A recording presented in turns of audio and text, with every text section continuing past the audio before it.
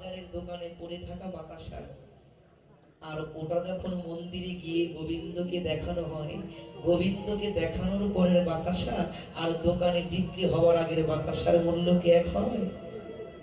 যখন দোকানে থাকে ওটা থাকে শুধু বাতাসা, আর যখন ওই বাতাসা আমার গোবিন্দকে নিবেদন করা হয় তুলসী গঙ্গার জলে ভক্তি দিয়ে, তখন ওই বাতাসাতে শুধু বাতাসা থাকে না, ওই বাতাসার মধ্যে গোবিন্দের কৃপা প্রবেশ করায় ও বাতাসা নয়, ও আমার গোবিন্দের মহাপ্রসাদ হয়ে যায়। এই জগতে ওর মূল্য অনেক হয়। এখান থেকে একটি শিক্ষা নিতে হবে, গোবিন্দ তোমাকে কমতি দিয়ে জগতে পাঠায় নাই, তোমাকে অনেক দিয়েছে ভগবান। কিন্তু জানো কি, ওই বাতাসা যখন গোবিন্দের দোকানে গোবিন্দের কাছে গেল, দোকান থেকে তোমাকেও যেতে হবে, তোমাকেও স্থান পরিবর্তন করতে হবে। তুমি যে স্থানে বসে আছো না, এই স্থান তোমাকে কোনোদিন উপযুক্ত সম্মান দিতে পারবে না। সংসারে চেয়ার পেয়ে সংসারের কর্তা হয়ে তুমি মনে মনে চিন্তা করছো, বাবা আমাকে তো সংসারে সবাই বড্ড মূল্য দেয়। এক সপ্তাহ শুয়ে থাকো বিছানায়, চাকরিটা চলে যাক, দোকানে আগুন লেগে পড়ে যাক, তোমার সমস্ত ব্যাংক ব্যালেন্স তুমি ধ্বংস হয়ে যাক, দেউলিয়া হয়ে যাও, কেউ তোমার সম্মান দেবে না। তোমাকে সম্মান যদি দিচ্ছে না, ওটা তোমাকে নয়, তোমার অর্থ কি, তোমার অবস্থান কি। এই অবস্থান যেদিন নড়বড় হয়ে যাবে, সেদিন তুমি বুঝবে ওটা আমাকে ভালোবাসে নাই, ওটা আমার অবস্থানকে ভালোবেসেছিল। আর অবস্থান কোনোদিন কারো একভাবে যায় না, অবস্থান পরিবর্তন হয়। আজ আমি ধনী, কাল আমি পথের ভিখারি হতে পারি। দেখবে কত কত ভূমিকম্পে বাহিরের জগতের কত শত শত তলা বিল্ডিং ধসে পড়ছে। ওই দেশে যিনি রাজা ছিলেন, 3 সেকেন্ডের ভূমিকম্পে সেও তো পথের ভিখারি হয়ে গেলেন। দিয়ে ধন বোঝে মন কেড়ে নিতে কতক্ষণ। গোবিন্দ ধন কেন দেয় জানে? মন বোঝার জন্য। দেখে তুই অর্থ সম্পদে পেয়ে তুই আমাকে এখনো মনে রেখেছিস, নাকি ধন মদে মত্ত হয়ে তুই চিরদিনের মতন গোবিন্দের চরণ হারা হলি। গোবিন্দ পরীক্ষা করে সবাইকে। জগতের সূর্যমুখী ফুল, সে কিন্তু সূর্যের বিপরীত দিকে মুখ দিয়ে ফোটে না। দেখবেন সূর্যমুখী ফুল ওই দিকে মুখ করেই থাকে যেদিকে সূর্যটা ওঠে। কেন? ওই সূর্যমুখী ফুলও জানতে পারে, আমি যদি গোবিন্দের দেয়া সূর্যের বিপরীত দিকে তাকাই, তবে আমার জীবনটা অন্ধকার ছাড়া কোনোদিন আলোকময় হতে পারবে না। তাই আমি কি করব? জন্মের সূচনা লগ্নে যেদিকে সূর্য উদয় হয়, আমি সেদিকে মুখ করে ফুটে থাকবো। কেন? গোবিন্দ যখন জগতে আলো দেবেন, আমি আলো দেওয়ার সঙ্গে সঙ্গেই আমার জীবনটাকে কৃষ্ণ আলোতে ভরে তুলব। আমি আমার জীবনে অন্ধকার নামাবো না। তাই জীবের জীবন আকাশে গৌরচন্দ্র কৃষ্ণচন্দ্রোদয় হয়, কিন্তু আমরা বুঝতে পারি না। এই কলির জীবকে উদ্ধার করার জন্য আমার গৌরচন্দ্র এসেছিলেন, কলির অন্ধকারকে দূর করার জন্য। ওই বৈকুণ্ঠ পরিত্যাগ করে, গোলক পরিত্যাগ করে ভুলোকের গায়ে আসলেন শ্রী চৈতন্য মহাপ্রভু। কেন? গৌর যদি না হতো, তবে জগতের বুকে কেউ কৃষ্ণ প্রেম কি, রাধা প্রেম কি জানতে পারত না। এত করুণার জগতে করুণার কেউ কথা জানতে পারত না। যদি আমার বৈকুণ্ঠের হরি রাজবেশে পরিত্যাগ করে সে যদি ভিখারির বেশ ধারণ না করত, জীবের জন্য সে যদি না কাঁদত, তবে জগৎ কোনোদিন কৃষ্ণ বলে কাঁদতে জানত না। তবে আসুন আমরা তার জন্য কিছুটা সময় গানে গানে ভজন করি, রাধা মাধব কীর্তনের মাধ্যমে আমরা সেই গৌরকে আমাদের ভক্তিটা পৌঁছে দিই। এরপরে আমরা আমাদের মূল আলোচনায় প্রবেশ করছি। জয় রাধে।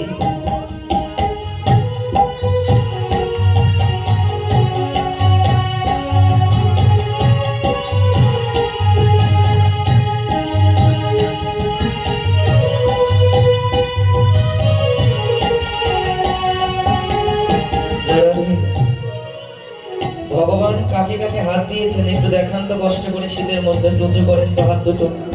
গেটের বাহিরেও যারা আছেন দেখতে পাচ্ছি সবাইকে, অন্ধকার হলে হবে কি? জয় রাধে। সবাইকে, তাই না? আচ্ছা, এই হাত দুটো কার? আমার না আপনার?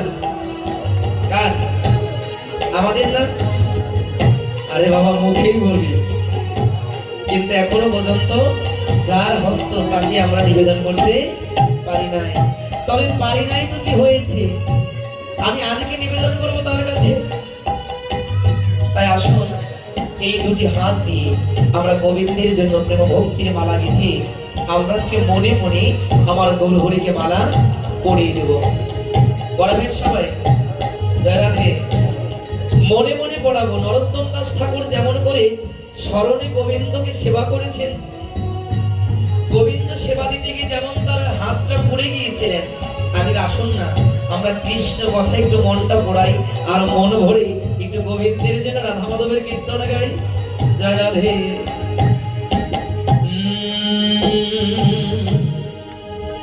জয় রাধা মাধব,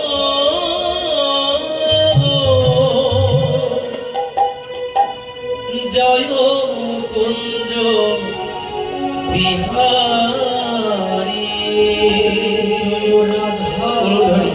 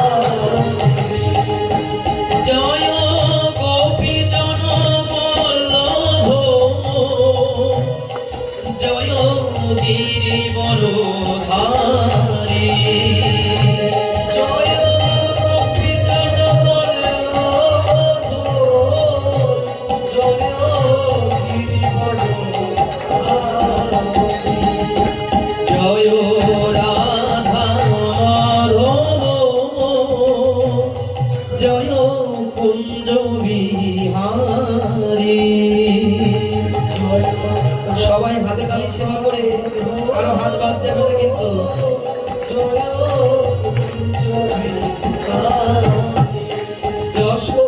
যশোদানন্দন ব্রজ জনরঞ্জন,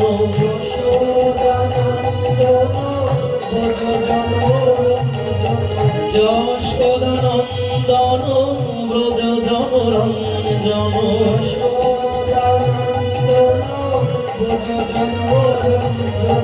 যমুনা তীর বনচারী, যমুনা তীর বনচারী, যমুনা তীর বনচারী, যমুনা তীর বনচারী, কুঞ্জ বিহারী জয় রাধা মাধব, জয় কুঞ্জ বিহারী, জয় রাধা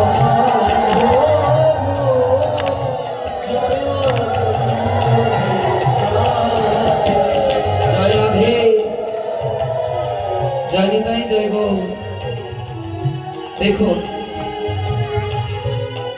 আমাদের এই জীবনে সব থেকে বড় ভুলটা প্রথমে করে আছি যে আমি মরবো না, আমি ডুববো না।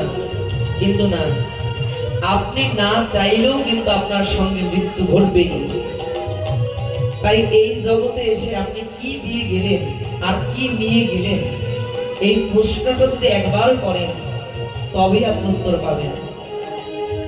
এই যে ভগবান আমাকে পঞ্চমহাভূত দশিন্দ্রিয় মন দিয়ে ষড়রিপু দিয়ে যে দেহটাকে গঠন করে দিলেন, কেন?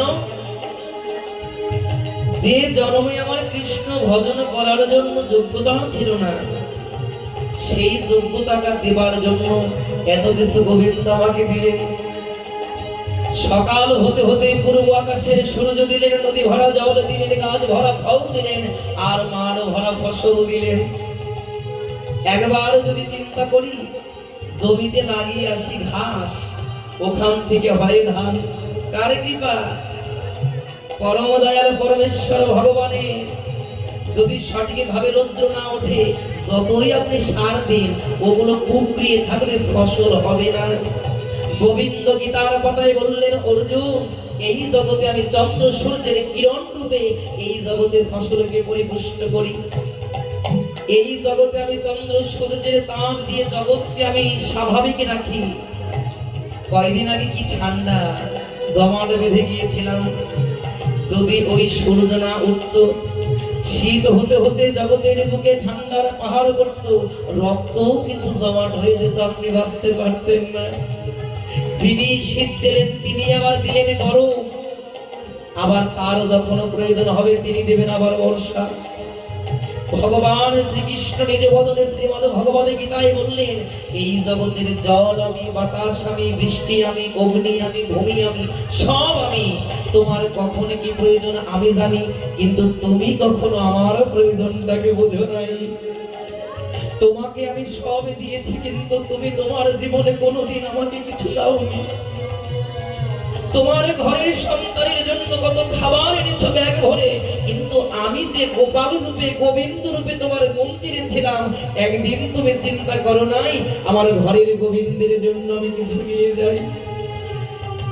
ঠাকুর, তুমি অবলম্বন নয়নে তাকিয়ে আছো, তুমি আমাকে কিছু বলো না, তোমাকে খেতে দিলেও বলো না, না দিলেও বলো না, কিন্তু তুমি তো আমাকে দিয়ে যাচ্ছ। আমি তোমাকে কোনোদিন দিতে পারি নাই।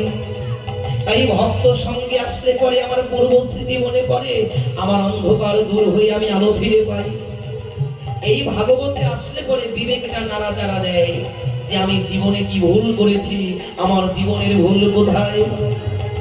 তাই তো আমার গোবিন্দ বললেন, ওরে তোদের কাছে কিছু চাওয়া নাই। একবার তুই দিন অন্তে হলে পরেও যে দেহটাকে সংসারে কাজে লাগিয়েছিস, শত কষ্ট হলে পরেও তোর এই দেহটাকে সাধু গুরু বৈষ্ণবের বাজারে মিলিয়ে দিস। জয় রাধে, জয় রাধে। এই দেহটাকে তুই ভক্তের বাজারে বিকিয়ে দিস, তবে হয়তো তোর দেহটা শুদ্ধ হবে কোনোদিন। তাই শুধু যাও, দেহটাকে সারাদিনে পরের চাকরিগিরির দিকে খাটিয়েছি, কিন্তু নিজের জীবনের মুক্তির জন্য কিছু করি নাই। তাই তো নিজের জীবনের মুক্তির জন্য আজকে আমরা ভক্ত সঙ্গ করছি, তাই তো আমরা রাধা রানীর নাম করছি। এখনো পর্যন্ত যদি আমার হাত দুটো গোবিন্দের নামে না নাচে, আমার গোবিন্দ বললেন, যারা আমার নামে নাচে না, আমি কি করি জানো? এই জগতে আমি তাদেরকে ভবের মতন নাচাই। আমি বলি, দেখ তোর নাচতে কেমন লাগে। কোন নাচন? এই কিতাব জালার জগতে তুই একবার আসবি আর যাবি সেই ভবের নাচন। সেদিন তোর ভবের নাচন খণ্ডন হবে, সেদিন আমার গোবিন্দ তোকে ভক্ত মনে করে কোলে তুলে নেবে। জয় রাধে। তাই আসুন, এখনো পর্যন্ত দেহটাকে পকেটের মধ্যে, চাদরের মধ্যে না রেখে এই হাত দুটি যার তার ভক্তের জন্য হাতে তালি দেব। তার নাম করে করে রাধে রাধে রাধে বল ধ্বনি সবাই। রাধে রাধে রাধে বল, দুটি বাহু তুলে সবাই রাধে বল, রাধে রাধে রাধে রাধে রাধে রাধে রাধে রাধে রাধে রাধে রাধে রাধে।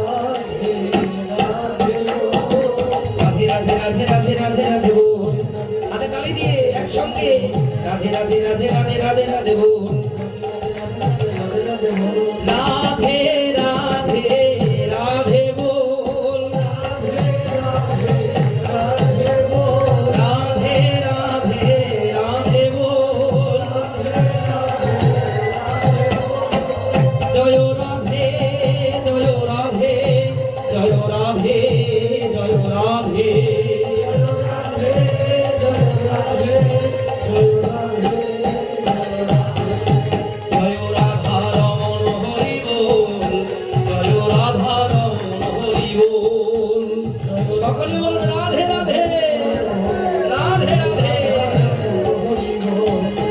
জয় রাধা রমন হরি বল জয় রাধা রমন হরি বল জয় রাধা রমন হরি বল জয় রাধা রমন হরি বল জয় রাধা রমন জয় রাধা রমন রাধা রমন জয় রাধা রমন হরি বল হরি বল রাধা রমন জয় রাধা রমন জয় রাধা মাধব জয় রাধা মাধব রাধা মাধব জয় রাধা মাধব রাধা মাধব জয় রাধা মাধব রাধা মাধব জয় রাধা মাধব জয় গিরিধারী জয় গিরিধারী গিরিধারী জয় গিরিধারী গিরিধারী লাল কি গিরিধারী লাল কি রাধে জয় বংশীধারী জয় বংশীধারী বংশীধারী জয় বংশীধারী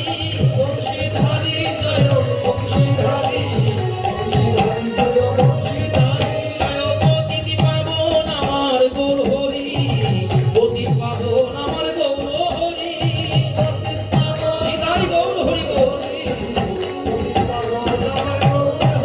জয় পতিতি পাবন দয়াল নিতাই হরি পতি পাবন দয়াল নিতাই হরি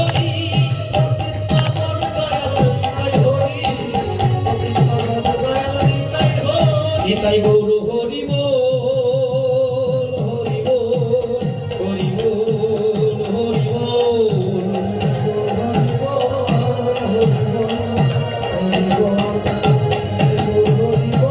নিতাই গৌর সীতানাথ প্রীতি প্রেমানন্দে একবার হরি বল হরি বল শ্রীমদ্ ভগবদ গীতানন্দে হরি বল ভগবত আনন্দে হরি বল সর্বসাধুর বৈষ্ণবানন্দে একবার হরি বল জয় রাধে। এই রাধা মাধব কীর্তনে কার কার আনন্দ হয়নি হাত তুলুন। জয় রাধে জয় রাধে। মানে ভক্তরা এতটাই গোবিন্দের নামে বিভোর হয়ে গিয়েছে যে কি জিজ্ঞাসা করছে তার কোনো হুঁশ নেই। আমার হাত তুলতে হবে, হাত তুললে পরেই তোমার গোবিন্দ চরণ পাওয়া যাবে, তাই না? এগুলো পাগলা ভক্ত। জগতের বুকে দুই এক প্রকার পাগল নাই, কেউ টাকার পাগল, কেউ নারীর পাগল, কেউ বাড়ির পাগল, আর আপনাদের ভক্তরা হচ্ছে আমার গোবিন্দ নামের পাগল। জয় রাধে।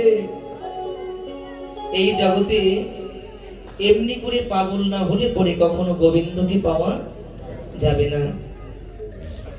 পাগল আমরা হব, তবে টাকা পয়সা ধন দৌলতের নয়। যদি পাগল হতে হয় একমাত্র গোবিন্দের নামের জন্য, গোবিন্দকে পাওয়ার জন্য যদি কেউ পাগল হতে পারে তবে অবশ্যই তার জীবনে গোবিন্দ কৃপা হতে পারে। একজন মা আজকে আবার বলেছেন যে সে মালাটা পরাবেন, আসেন জয় রাধে। ঝটপট করে চলে আসবেন।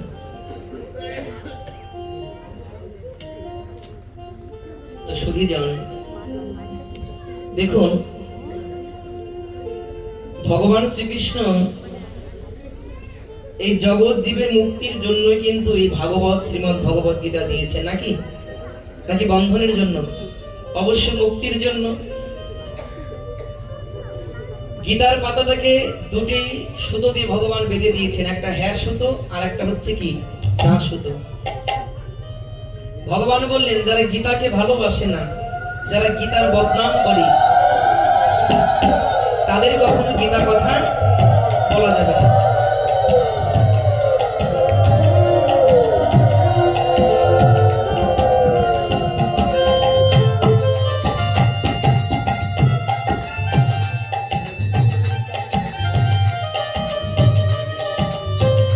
জয় রাধে। তো ভগবানও বললেন এই জগতে যারা আমার নামের জন্য পাগল হবে, তুমি যত ব্যস্ত থাকো, যদি তুমি কৃষ্ণ কথা বলতে পারো, যদি তুমি কৃষ্ণ গুণগান করতে পারো, যদি কোনো ভক্ত তোমার কাছে কৃষ্ণ কথা শুনতে যায়, তুমি কখনো তাকে না করবে না। কৃষ্ণ কথা তো তুমি ভক্তের কাছে বলবে, নাকি? আচ্ছা, অনেকেই মনে করেন যে যা ভালো শিল্পী এনেছি, ভালো পাঠক এনেছি, আজকে একদম আসরটা জমবে ভাই।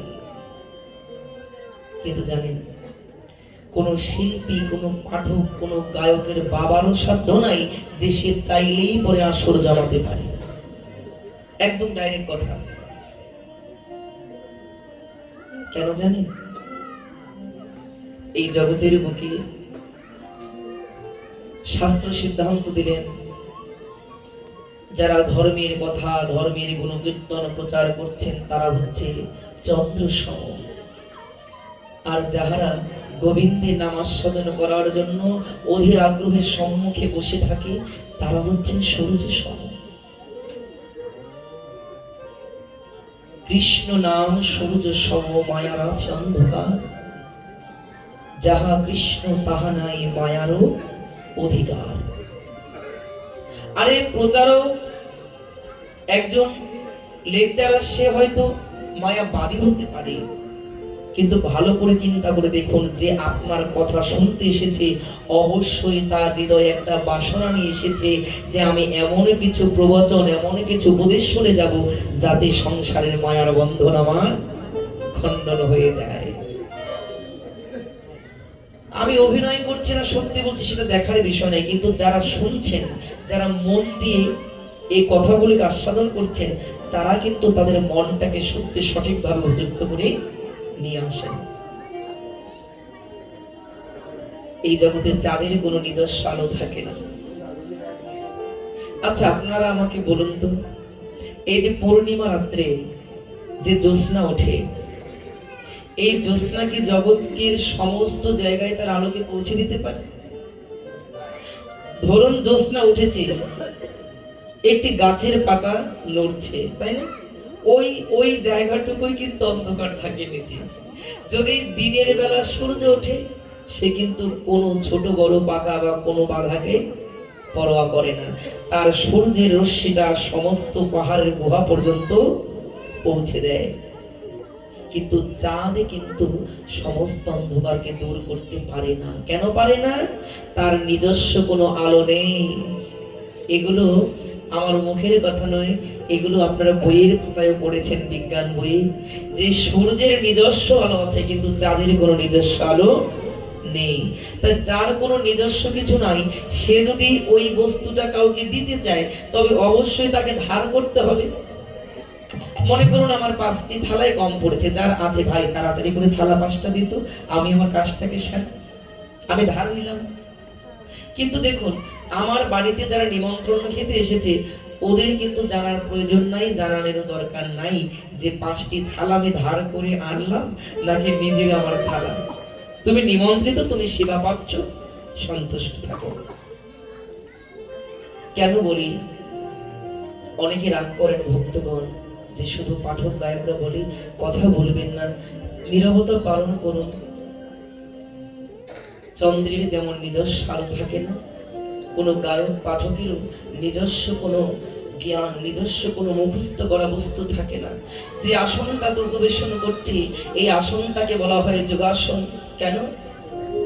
আত্মার সঙ্গে পরমাত্মা যদি মধুর মিলন না করে তবে কখনো সেখানে আমার গোবিন্দের কথা হতে পারে না। গোবিন্দ যদি নিজ গুণে কৃপা করে তার কথা না বলায়, আমার মতন জয় সরকারের কৃষ্ণ কথা বলার ক্ষমতা নাই। যার ভজন যতটুকু, তার প্রবচন, তার ভক্তি, তার অমৃত ঢেলে দেওয়ার পরিমাণ ঠিক ততটুকুই, কিন্তু আমার কোনো ক্ষমতা নাই। যতটুকু যাহা কিছু সকলে কিছু পরমারাধ্য শ্রী গুরুদেবের করুণা, আমি কিছু পারি না। তাই ভক্তগণ যদি সূর্য সম হয়, এক একজন ভক্তের বদনের দিক তাকিয়ে তাকিয়ে মধুর কৃষ্ণ কথা বলতে হয়। ভক্তের বদনের ভাবে দেখে দেখে গায়ক পাঠক পাঠ করে, কীর্তন করে। ওর বাবার শেখা, ওর বাবার সম্পদ নিয়ে কখনো কারো ভক্তের বাজার আসতে পারে না। যদি কিছু দিতে হয় আপনারাই দিন, আবার যদি কিছু নিতে হয় আপনারাই নেন। এমন এমন ভক্ত আছে সকলের দিক তাকাতে হয় না। একজন শুদ্ধ কৃষ্ণ ভক্ত আসরের মধ্যে বসা থাকলে ঠিক ওই বদনের দিকে তাকিয়ে ঘন্টার পর ঘন্টা কৃষ্ণ কথা বলা চলে। আবার আমার মতন কিছু কিছু পোড়ামো, সব জায়গাতে নয়, সকল জায়গাতে নয়, এই আমার মতন বদনের দিক তাকালে পরে কৃষ্ণ কথা দৌড়ে আবার পালিয়েও যায়। আমার মতন এই অভক্তের বদন দেখে কখনো কৃষ্ণ কথা বলা যায় না। যদি যায়, এই যে আপনার এক একজন ভক্তগণ এসেছে, এই চন্দ্র সম জীবনে এক একজন ভক্ত আমার কাছে সূর্য সম, আপনাদের বদন দেখে দেখে আমাকে কৃষ্ণ কথা বলতে হয়, আমার সম্ভব নয়। এই জন্য ভাব প্রেম শুধু গায়ক পাঠকের নয়, যারা ধারণ করবে তাদেরও ধারণ করার কিছু যোগ্যতা নিয়ে বসতে হয়। শিক্ষক তো শিক্ষা দান করবেন তখনই সুন্দরভাবে যখন ছাত্রের মেধা ভালো হয়। সুখীজন দেখুন, একই কৃষ্ণ নাম, কেউ কেউ ওই কৃষ্ণ নাম শোনা মাত্রই কাঁদে, আবার কেউ কেউ ওই কৃষ্ণ কথার গভীরে যেতে পারে না। কৃষ্ণ বলা মাত্রই ভক্তের বদনে, ভক্তের চোখে কৃষ্ণ প্রেমাস্ত্র ঝরে। কেন তারা কৃষ্ণ নামে কাঁদে কখনো বলতে পারে না। বোবাকে যদি বলে, বলতো মধুর স্বাদ কেমন হয়, বোবাকে বলতে পারে যে মধুর স্বাদ কেমন, সে হাউ মাউ করে বোঝাতে চায় কিন্তু বোঝাতে পারে না। যারা গোবিন্দকে ভালোবাসে, গোবিন্দ নাম শোনা মাত্রই ওরা চোখের জলে ভাসে। যদি বলে তুমি কৃষ্ণ নামে কেন কাঁদো, ওরা উত্তর দিতে পারে না, একটাই উত্তর, আমরা কৃষ্ণকে ভালোবাসি বলেই তো কাঁদি। আমরা গোবিন্দকে নিজের মনে করি বলেই তো কাঁদি। এই কথার উত্তর দেওয়া যায় না, জগতের সমস্ত কথার বহিঃপ্রকাশ হয় না, কিছু কিছু কথা অন্তর দিয়ে বুঝে নিতে হয়। জানো, আমার এই কলির পতিত পাবন উদাহরণ গৌরহরি যখন নরলীলায় বাল্যলীলা করছেন, নাম ছিলেন বিশ্বম্ভর।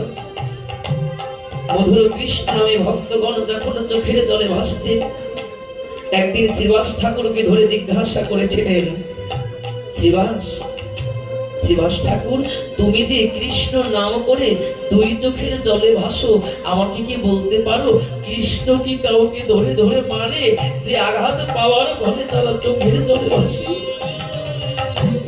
কাউকে আঘাত না করলে পরে কেউ ব্যথা না পেলে তো কাঁদে না, তোমরা কেন কাঁদো?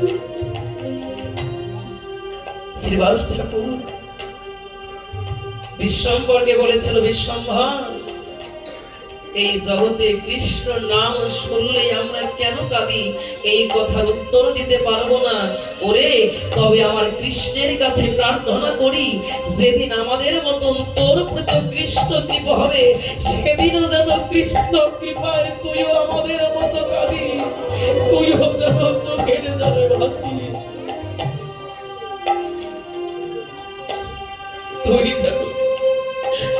তুই যেন তোর বদ্ধটাকে প্লাবিত করতে পারিস কৃষ্ণ নামে। আমার গৌরহরি যখন ভক্তের কাছ থেকে আশীর্বাদ পেলি, দুই হস্ত জোরে করে মনে মনে বললেন, শ্রীবাস ঠাকুর, এটা যে আমার অভিশাপ নয়, এটা আমার আশীর্বাদ। কেন জানো? এই জগতে কাদার জন্যই তো আমি এসেছি। কেন? আমি যে যুগে যুগে জন্মে জন্মে আমাকে যারা ভালোবাসে সেই ভক্তকে কাঁদিয়েছি। আমি যে দাপর যুগে শ্রীমতী রাধারানীর প্রেমের কাছে ঋণী হয়ে আমি যে এই জগতে কাঁদতেই এসেছি। কেন জানো? প্রেমের ঠাকুরানী শ্রীমতী রাধারানী যে আমাকে কতটা ভালোবেসেছে, কতটা প্রেম আমাকে দিয়েছে, এই কথা আমি কৃষ্ণ কোটি বন্দনে, আমি কোটি বদনে বলেও কখনো শেষ করতে পারবো না। কেমন ভালোবাসা ছিল রাধারানী। রাধারানী একদিন বসে বসে যমুনার তীরে বসে বসে সুন্দর করে বালু দিয়ে আমার গোবিন্দের একটা মূর্তি বানিয়েছেন। হাত দিয়েছেন, বদন দিয়েছেন, চোখ দিয়েছেন, নাক মুখ সব কিছু দিয়েছেন। ললিতা সুখে দেখতে পায় যে মূর্তি তৈরি করেছে সেই মূর্তিতে সব কিছু দিয়েছে, কিন্তু গোবিন্দের এই হাঁটুর উপর পর্যন্ত তৈরি করেছে, দুটি চরণ তৈরি করে নাই। ললিতা জিজ্ঞাসা করছে, রাধে এমন মূর্তি তুই কেন বললি? আমার কৃষ্ণ তো পূর্ণচন্দ্র কৃষ্ণ, তবে তুই তাকে অর্ধচন্দ্র কেন বললি? যমুনার তীরে বসে বসে রাধারানী আমার স্বামীর বিরহে দুই চোখের জলে ভাসে। দেখবেন এই জগতের বুকের প্রেম আর ওই অকামনার জগতের প্রেম এক নয়, যদিও ধারাটা কিছুটা স্পর্শ করে। জগতের সবাইকে সবার ভালো লাগে না, সবাই সবার আপন হয় না, সবাই সবাইকে ভাবে না। জগতের বুকে কত মুখ, কত দেহ, কত শরীর, কিন্তু সবাই সবার প্রতি ভালোবাসায় জড়ায় না।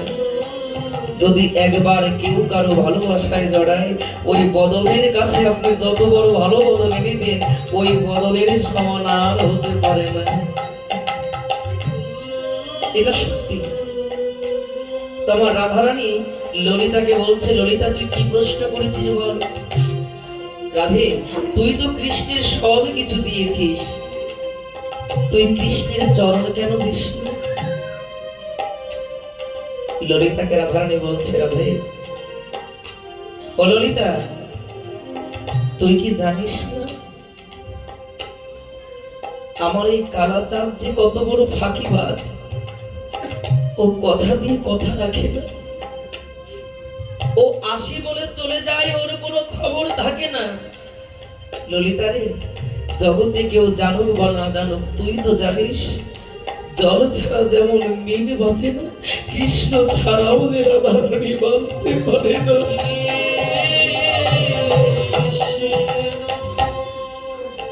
তোরা কৃষ্ণ ভিন্ন জগৎ ধরে আমার কাছে এনে দিলেও যে আমি বাঁচতে পারি না কৃষ্ণ বিরহে। ললিতা শোন, ওকে যতই আমি বুকের মধ্যে আগলে ধরে রাখতে চাই, ও আমার কাছে থাকে না। ও ললিতা, আমি মনে মনে নয়, আমি আমার প্রেম দিয়ে, ভালোবাসা দিয়ে আমি কৃষ্ণের মূর্তি তৈরি করেছি, আমি সব দিয়েছি, কিন্তু চরণ কেন দেইনি জানিস? ওই কালো চোরা সকলের কাছ থেকে ফাঁকি দিয়ে যাবার সময় ওই চরণ দোখানাকেই তো ব্যবহার করে চলে যায়, তাই আমি ওর সবে দিয়েছি, চরণে কেন দেই নাই জানিস?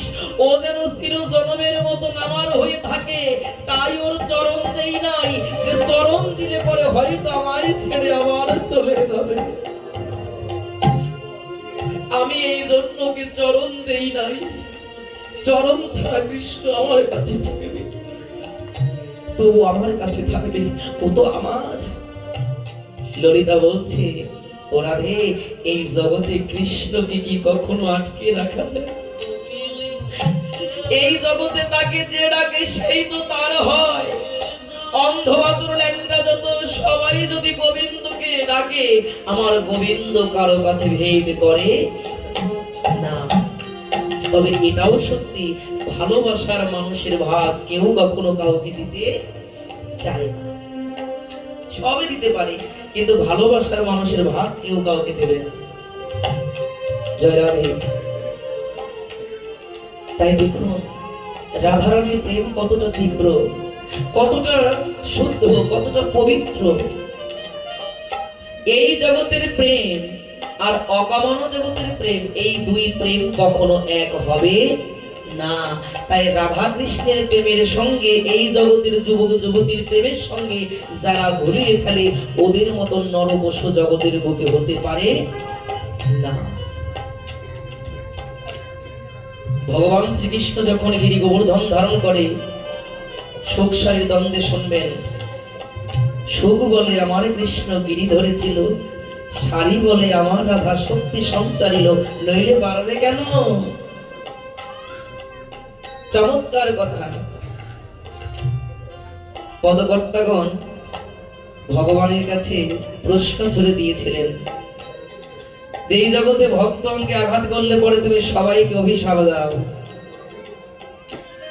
ইন্দ্রদেব যখন বর্ষণ দিয়েছিল, গিরি গোবর্ধন তুমি ধরেছিলে, তুমি ইন্দ্রদেবকে কেন অভিশাপ দেও নাই?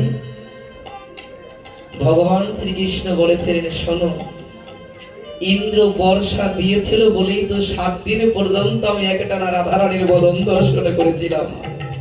ভক্ত বদন যে দর্শন করায়, সে যদি অপরাধ করে তবে তার অপরাধটা মার্জনার যোগ্য থাকে।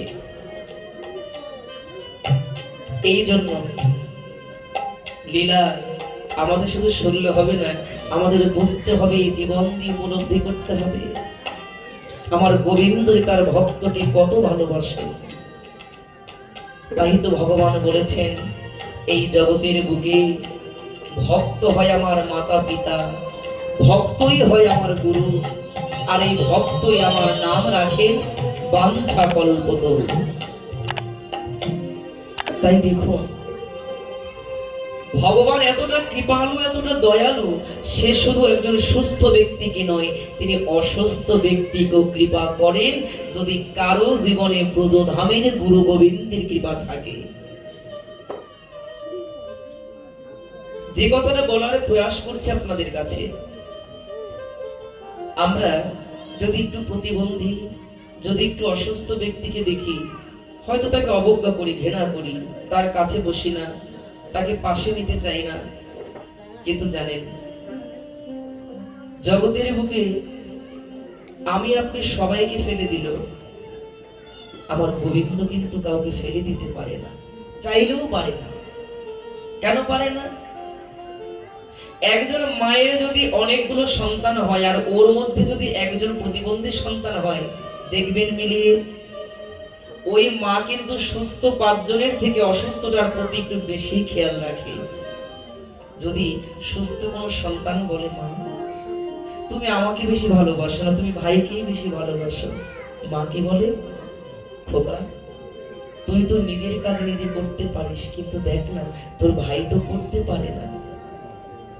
যে দুর্বল হয় তার সঙ্গে খারাপ ব্যবহার নয়, তার সঙ্গে কটু ব্যবহার নয়, তার সঙ্গে প্রেম দিয়ে, ভালোবাসা দিয়ে তাকে সাহায্য করতে হয়, তবেই তো আমার গোবিন্দের আপন হওয়া যায়।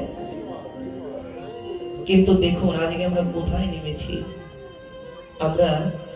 আমরা বলবো না আমার মতন নরাধম কখনো কোনো অসুস্থকে, দুস্থকে ভালোবাসতে পারে না, কিন্তু গোবিন্দ বললেন, ভালোকে তো সবাই ভালোবাসতে পারি, কিন্তু অসুস্থ দুর্বলকে কয়জন ভালোবাসতে পারে? আর ওদেরকে যে ভালোবাসতে পারে, মনের পরীক্ষা হয়ে যায়, মনটা কার কেমন। ভগবান কখনো কেউ বলতে পারবেন না যে ভগবানকে আমি দেখেছি। কেন? আমার হৃদয়ের ঠাকুর, হৃদয়ের দেবতা আমার হৃদয় মন্দিরেই বসা থাকেন। তাকে উপলব্ধি করতে হয়, তাকে বুঝতে হয়, তাকে নিজের আত্ম উপলব্ধির মাধ্যমে নিজের করতে হয়। তাই গোবিন্দ বললেন, আমি কারো দেহের বিকৃততা, আমি কারো অপূর্ণতা দেখি না, আমি শুধু দেখি ভক্তের হৃদয়ের ব্যাকুলতাটা কেমন। ভক্তের হৃদয়ের ব্যাকুলতা ভগবান দেখেন। যদি তাই না হতো, আমার গোবিন্দ তার ভক্তকে রক্ষা করার জন্য উত্তরার গর্ভের মধ্যে প্রবেশ করে ওই অন্ধকার কৃমি কীটের মধ্যে গিয়ে বজ্রবাণ নিজের দেহে ধারণ করে আজকে যিনি পরীক্ষিত হয়েছেন তাকে রক্ষা করতে পারতেন না। গোবিন্দ বোঝালেন, যদি আমাকে ডাকার মতন কেউ ডাকতে পারো, আমি সেই ভক্তের জন্য নরকে প্রবেশ করতেও রাজি। তাই তো গোপীগণ এই জগতের বুকে বোঝালেন, গোপী প্রেমের সঙ্গে অন্য কোন জল জগতের প্রেমের তুলনা হয় না। যে লীলাটা আপনারা সবাই জানেন, গোবিন্দের মাথা ব্যথা হয়েছিল, কেউ দেয় নাই, ব্রজবাসীগণ দিয়েছিলেন, নারদ মুনি পর্যন্ত অবাক হলেন, প্রশ্ন ছুড়ে দিয়েছিলেন, গোপীগণ তোমাদের কি নরকে যাবার ভয় নাই? তোমরা তোমাদের চরণ ধুলি দিলে। গোপীগণ বলেছিলেন, নারদ মুনি আমাদের ভয় একটাই, কৃষ্ণ চরণ যেন ছাড়া না হই। ওই কৃষ্ণকে ধরে রাখতে হলে পরে যদি আমাদের নরকেও যেতে হয় তাতে কোনো দুঃখ নাই। নারদ, তুমি তোমার কৃষ্ণকে গিয়ে বলে দিও আমরা নরকে যাব, তাতে দুঃখ নাই। নরকে গিয়ে যেন আমরা মধুর কৃষ্ণ গুণ গাই। জয় রাধে। আমরা নরকে গিয়েও যেন কৃষ্ণ গুণ গাই। তাই ব্রজমণ্ডলে জন্মগ্রহণ করাটাও কিন্তু সৌভাগ্যের প্রয়োজন। জানেন, স্বয়ং ব্রহ্মা বিষ্ণু মহেশ্বর তারাও ব্রজধামের একটা কোনায় জন্মগ্রহণ করতে চায়। কেন চায়? যেখানে আমার গোবিন্দ বিরাজ করেন, যেখানে প্রেমময়ী রাধারানী বিরাজ করেন, যেখানে ডাকা মাত্রে গোবিন্দ আমায় দেখা দেবে, ওই ধামে, ওই ব্রজধামে জন্মগ্রহণ করার জন্য প্রত্যেকের একটা আশা। এই ব্রজ মহিমা কি বলবো? ব্রজ মহিমা বলতে গিয়ে শিব আর পার্বতী কথোপকথন করেছিল। শিবের কাছে পার্বতী প্রশ্ন করেছিল যে ভোলানা, এই ব্রজধামের মহিমা কি আমাকে বলবেন? আপনারা কি কারণে এত এত সুন্দর জায়গা থাকতে ব্রজধামে জন্মগ্রহণ করতে চান? মধুর বৃন্দাবন ধাম, আনন্দের ধাম, যে জগতে নিরানন্দ নাই, শুধু আছে আনন্দ। এর মাঝে মাঝে কিছু লেশ আপনার উপলব্ধি করতে পারেন। আচ্ছা, যখন গোবিন্দের কোন কীর্তন করা হয়, রাধা মাধব কীর্তনটাই হলো, আপনারা বুকে হাত দিয়ে বলেন তো, ওই কীর্তনের মধ্যে কি আপনাদের মনের মধ্যে একটা অযাচিত আনন্দ হয়েছিল? দিব্য আনন্দিত হয়েছিল না? মনের অজান্তে দেহটা নেচে উঠতে চেয়েছিল। যেদিন সম্পূর্ণ সময়টা আপনার অমন দিব্য আনন্দে ডুবে যাবে, সেদিনই তো আপনার ব্রজধামে জন্ম হবে। কিন্তু আমরা আনন্দটাকে ধরে রাখতে পারি না। কেমন জানেন, বর্তমানে চুল কালার করে না, দামি কালার, কম কম দামি কালার। দামিটা করলে পরে কয়েক মাস থাকে, 2-1 মাস থাকে, আর কমেটা করলে পরে কয়েকদিন পরে ধুই আবার সাদা চুল সাদা হয়ে যায়। ধরে রাখতে পারে না। এই জন্য যদি কিছু করতে হয়, জীবনে দামি জিনিসটাই করতে হয়। পার্বতীকে বলেছিলেন ভোলানাথ, তুমি জানো না পার্বতী, এই ব্রজধামের এমন মহিমা? বললেন, আচ্ছা কেমন মহিমা একটু বলে শোনাও তো। শোনো পার্বতী, তুমি আমায় প্রশ্ন করো। আচ্ছা ভোলানাথ, যদি যদি কোনো ব্যক্তির জন্ম হয় ব্রজধামে, কিন্তু তার মৃত্যু হলো না ব্রজধামে, তবে তার গতি কি হবে? লক্ষ্য করবেন কথাগুলো। আপনার জন্ম হয়েছে ব্রজধামে, কিন্তু আপনার যেখানে জন্ম সেখানে মরতে পারবেন এমন কোনো গ্যারান্টি আছে?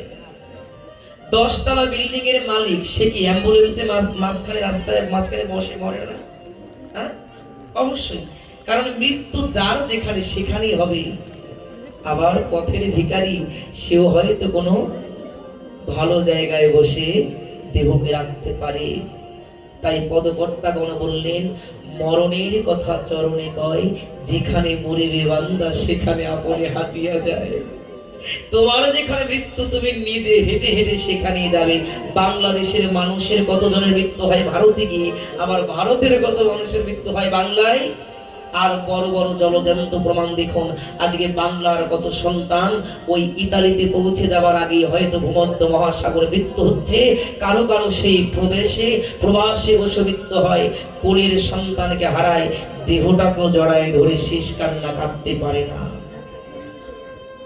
কি হয় না এমন? আমার কোলের ছেলে মরল কোন দেশে গিয়ে, এগুলো তো কর্ম। তাই ভোলানাথ বলেছিলেন, তাতে কোনো অসুবিধা নেই, তবুও সে রাধারানীর চরণ পাবে। যদি ব্রজধামে জন্ম হলো না, অন্য জায়গায় জন্ম হলো, কিন্তু মৃত্যু বরণ করলো ব্রজধামে, তবে তার গতি কি হবে? সেও রাধারানীর চরণ পাবে। যার জন্ম ব্রজধামে হলো না, মৃত্যু ব্রজধামে হলো না, তার গতি হবে কি? ভোলানাথ বললেন, যার জন্ম ব্রজধামে হলো না, যার মৃত্যু ব্রজধামে হলো না, সেও রাধারানীর চরণ পাবে। কেমন করে জানো? যদি মৃত্যুকালে কেউ রাধারানীর নাম স্মরণ করতে করতে মৃত্যুবরণ করতে পারে, অবশ্যই তার ব্রজধামে আবার সে লাভ হবে। ব্রজধাম তার জন্য।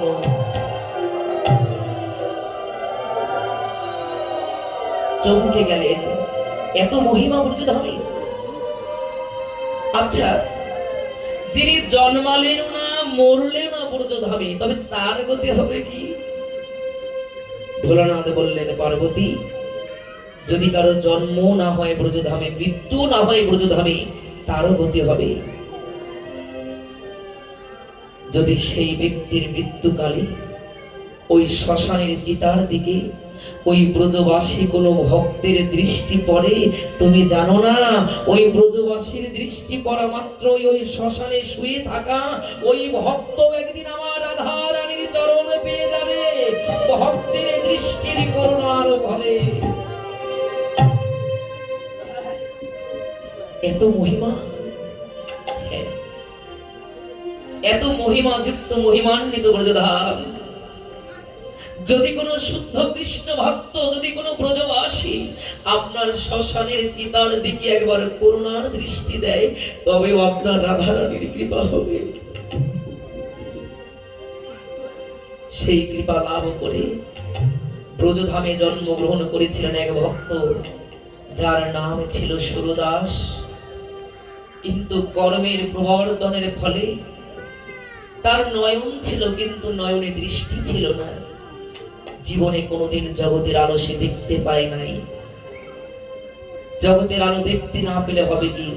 কিন্তু গোবিন্দের প্রতি তার এতটাই প্রেম ছিল, এতটাই বিশ্বাস ছিল, এতটাই ভক্তি ছিল, তিনি মনে মনে নিজের মনের সাথে এই জগতের সঙ্গে তিনি লড়াই করতেন। আর মনে মনে ভাবতেন, মনে মনে আশা রাখতেন, গোবিন্দ, তুমি আমাকে নয়ন দিয়েছো, দৃষ্টি দাও নাই, তাতে দুঃখ নাই, কিন্তু জানো কি, এই জগৎ থেকে যেদিন আমি চলে যাব, এই জগৎ থেকে যখন আমি চলে যাব, অন্তত পক্ষে যাবার আগ মুহূর্তে একবার হলেও তুমি অন্ধ সুরদাসের হৃদয় মন্দিরে আসবে, আর আমি মনের নয়ন দিয়ে তোমাকে জন্মের মতন দর্শন করে দেব। আমি তোমাকে মনের নয়ন দিয়ে দর্শন করব। কেন জানো? এই জগতে শুধু নয়ন পেলেই তো তোমাকে দেখা যাবে না। কেন যাবে না? যদি তাই যেত, ওই কুরুক্ষেত্র রণাঙ্গনে শ্রীমান অর্জুনকে গোবিন্দ দিব্য দৃষ্টি দান করতেন না, চরম চক্ষুতে দেখতে পেতেন। চক্ষু দান দিরজি জন্মে জন্মে প্রভু সেই দিব্য জ্ঞানের হৃদি প্রকাশ ছিল। দিব্য জ্ঞানে গোবিন্দের সেই দিব্য জ্যোতিকে দর্শন করতে হয়, এই চরম চক্ষে নয়। হাই রে কপাল মন্দ, তুই চোখ থাকিতে অন্ধ। আমা কেমন জানে? চোখ থাকতে আবার অন্ধ হয় কেমন করে? আমরা বৃষ্টির দিনে রাস্তা দিয়ে হেঁটে যাই, আমরা কি করি, কাপড়টাকে কুচু করে হাঁটে যেন কাদা পায় না লাগে, না? কিন্তু জানেন, ওই কাদাগুলোকে গুছিয়ে গুছিয়ে কুড়িয়ে কুড়িয়ে একজন প্রতিমা শিল্পী কিন্তু ওই কাদা দিয়ে সুন্দর মায়ের মূর্তি তৈরি করে। আমি দেখেছি কাদা, কিন্তু পাল মশাই দেখলেন একটা মূর্তি। তাহলে আমার দেখা আর তার দেখা কি এক হলো? এক হলো না। এই জন্য তোমাকে দেখতে হবে গভীরে দূরদৃষ্টি দিয়ে। সুরদাস মনে মনে চিন্তা করে, আমি তো অন্ধ, আমি তো গোবিন্দ তোমার জন্য কিছু করতে পারবো না। তবে ভক্তের বদনে শুনেছি, মন প্রাণ খুলে দিয়ে যদি কোনো ভক্ত তোমায় ডাকে, তবে তুমি নাকি সেই ভক্তের ডাক অবশ্যই শোনো। গোবিন্দ, তুমি আমার নয়ন দাওনি, আমায় দৃষ্টি দাওনি, তাতে দুঃখ নাই, কিন্তু তুমি তো আমার মনটাকে কেড়ে নিতে পারো নাই, মনটাকে বন্ধ করতে পারো নাই। আমাকে তোমাকে ডাকতে হলে পরে আমার একটা মনের প্রয়োজন। আমার নয়ন নিয়ে তো তোমার কাছে যেতে পারবো না, তোমার কাছে যদি কিছু যায় তবে আমার আত্মা যাবে আর আমার কর্মের ফলটুকুর বিচার। সুরদাস কি করে জানেন? সে তার নয়ন ফিরে পাওয়ার জন্য, দৃষ্টি ফিরে পাওয়ার জন্য গোবিন্দের কাছে কাঁদে না। সে বলে, ঠাকুর, এই জগতে যে বা যারাই আসে, যাদের তুমি দৃষ্টি দিয়েছো, আমার মনে হয় আমি ওদের থেকে বড় বেশি ভাগ্যবান। কেন জানো? আমায় যদি তুমি নয়নে দৃষ্টি দিতে, এই জগতের কত লোভ, কত অর্থ, কত ঐশ্বর্য দর্শন করে আমার মধ্যে লোভ হতো, কিন্তু আমি যখন দেখতে পাই না, আমার কোনো কিছুর প্রতি লোভ নাই। আমার একটাই লোভ, যেন তোমার ওই রাতুল শ্রী চরণ দুখানা আমি পাই। আমি দুঃখ পাই না অন্ধ বলে, আমি নিজেকে ভাগ্যবান বলে মনে করি। কেন? যেন আমি তোমার দেখা একদিন পাই, তোমাকে যেন আমি লাভ করতে পারি। আর যত পারো কাঁদাও গোবিন্দ, হরিবল হরিবল। আমার তাতে দুঃখ, তুমি আমায় আরো অভাব দাও। তাতে দুঃখ নাই।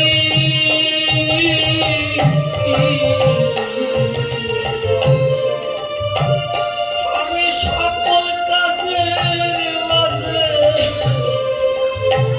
মাঝে গোবিন্দ কৃষ্ণ গুণ গায় রে। যত পারো কাঁদাও গোবিন্দ,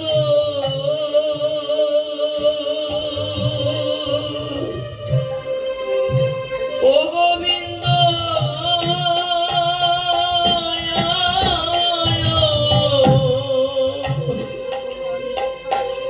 ওরে আমার তাতে দুঃখ, ওরে আমার তাতে দুঃখ নাই।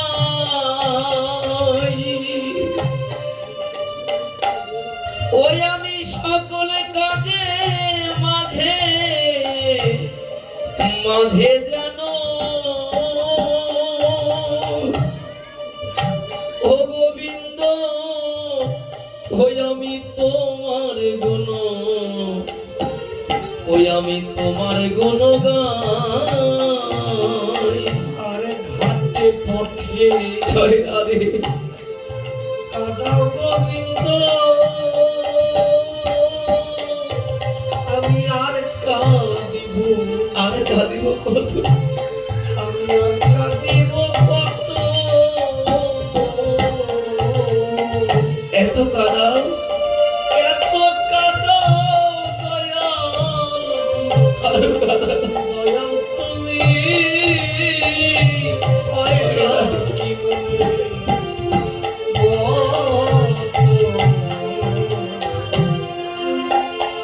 আর ঘাটে পথে ওরে কাঁদাও গোবিন্দ,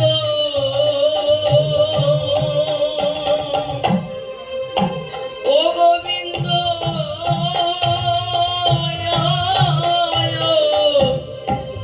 ওরে আমি আর কাঁদিব, ওরে আমি আর কাঁদিব কত। এত কাঁদাও গো, ও গোবিন্দ, ওরে তোমার হয় নাই কি মনে, ওরে হয় নাই কি মনের মতো।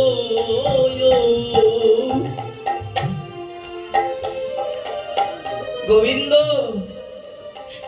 তুমি আরো কাঁদাও, আরো অভাব দাও, শুধু আশীর্বাদ করো, যেন জনমে জনমে অন্ধ হয়ে পড়ে থেকেও আমি যেন মন প্রাণ ভরে তোমার সে ভজন করতে পারি। মন খুলে প্রাণ খুলে গোবিন্দের জন্য ভজন করে, সে কি শুধু ভজন? সে যে শুধু ভজন নাই গো বাবা, এমন ভজন জগতে আর কেউ করে না, যে ভজন আস্বাদন করার জন্য ওই পাখিরাও মধুর মধুর জাকের যে মৌমাছি তারাও অপেক্ষা করে তাদের গুনগুন শব্দকে বাদ দিয়ে, যে আমরা একটু ওই সুরদাসের মধুর ভজন আস্বাদন করব। তো হঠাৎ করে একদিন ব্রজধামে বল্লভাচার্য মহাপ্রভু আসলেন, আর শুনতে পেলেন ওই সুরদাসের কণ্ঠে অমিয় মধুর অমৃত ভজন। তিনি মনে মনে চিন্তা করলেন, সকল বস্তু সকল জায়গায় শোভা পায় না, সকল বস্তু সকল জায়গায় শোভা পায় না, আর সব মানুষকেও সব জায়গায় মানায় না। এই জগতে আমার গোবিন্দ এমন এমন কিছু যোগ্যতা অভিজ্ঞতা দিয়ে জগতে এমন কিছু মানুষ তৈরি করেন, যারা সাধারণ জায়গায় বসবার উপযুক্ত নয়, তাদেরকে একটু অসাধারণ জায়গায় বসাতে হয়। সেই বল্লভাচার্য মহারাজ বললেন, সুরদাস, তুমি যে মধুর কণ্ঠে ভজন করো, তোমার তো এখানে থাকা উচিত নয়, তুমি চলো, তোমাকে আমি এমন একটা জায়গায় নিয়ে যাব, তুমি যে ভজন করো এই ভজনটা যার জন্য করো আমি তার কাছে তোমাকে নিয়ে যাব। তুমি প্রত্যেক দিন তোমার সেই ভগবানকে এই ভজন করে করে শোনাবে। কোথায়? তোমাকে নিয়ে যাব শ্রীনাথজির মন্দিরে। কেন? তুমি যে পদ্ম ফুল, তোমাকে যে ওই নোংরা জায়গায় শোভা পায় না, তোমাকে যে গোবিন্দের চরণেই শোভা পায়, তোমাকে যে গোবিন্দের চরণেই শোভা পায়।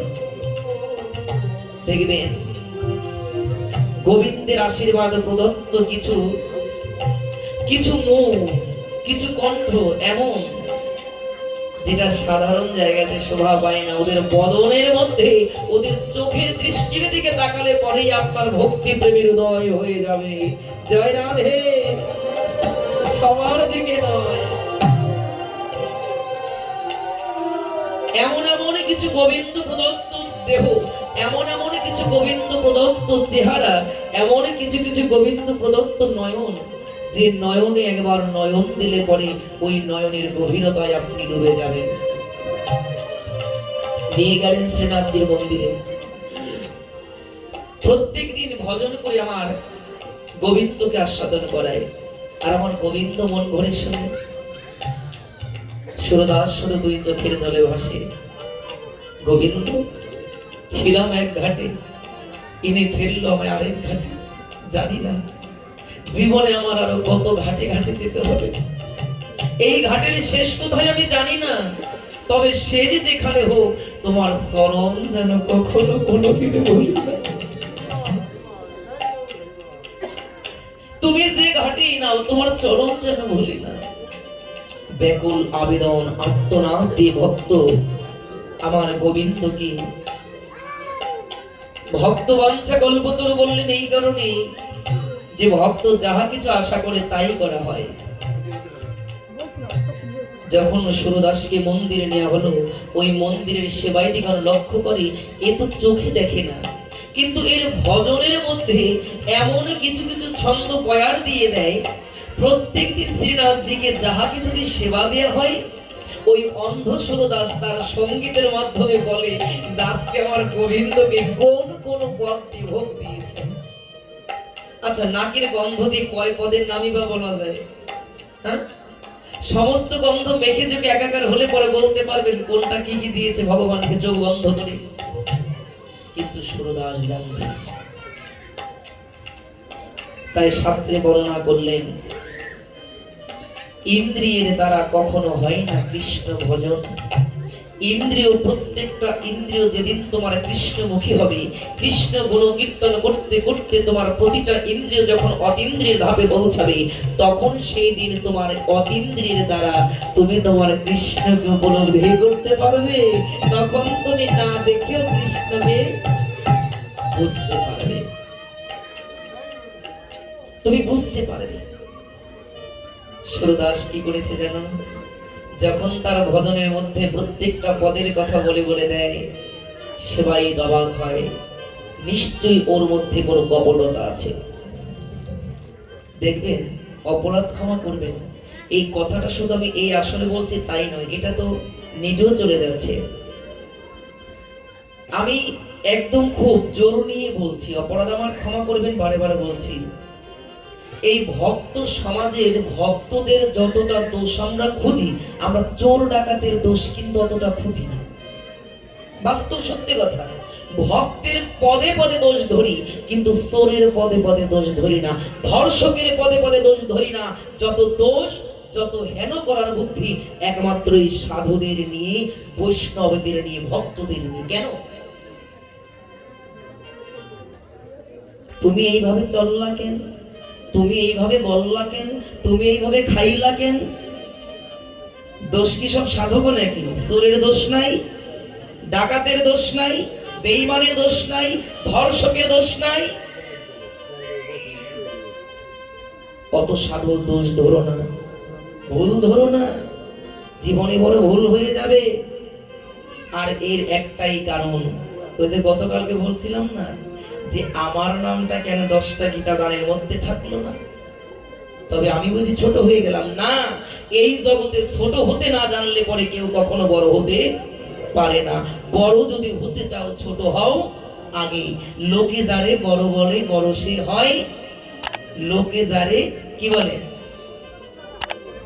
ছোট বলে, বড় সে নয়। ছোট মানুষ তো বলে যায় কবিতা মাঝে মাঝে।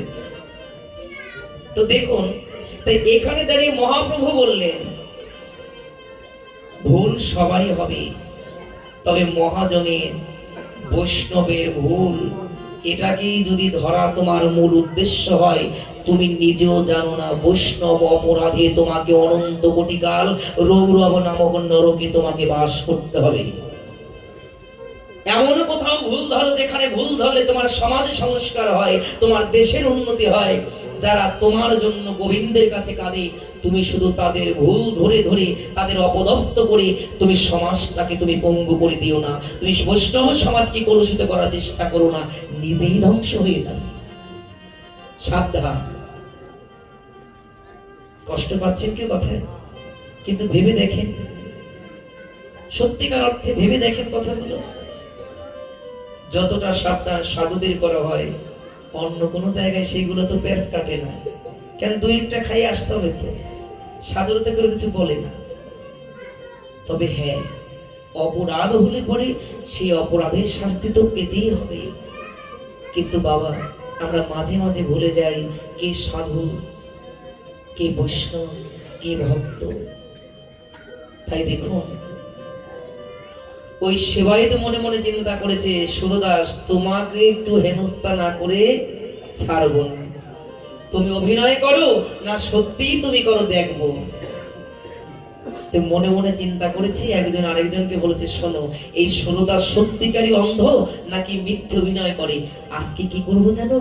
আমি তো প্রত্যেকদিন গোবিন্দকে এত সুন্দর করে শৃঙ্গার করাই, ওর ভজনের মধ্যে বলে, বাবা আজকে আমার গোবিন্দ পিত বসনে রাধারানী নিরাম্বরী শাড়িতে কত সুন্দর লাগছে।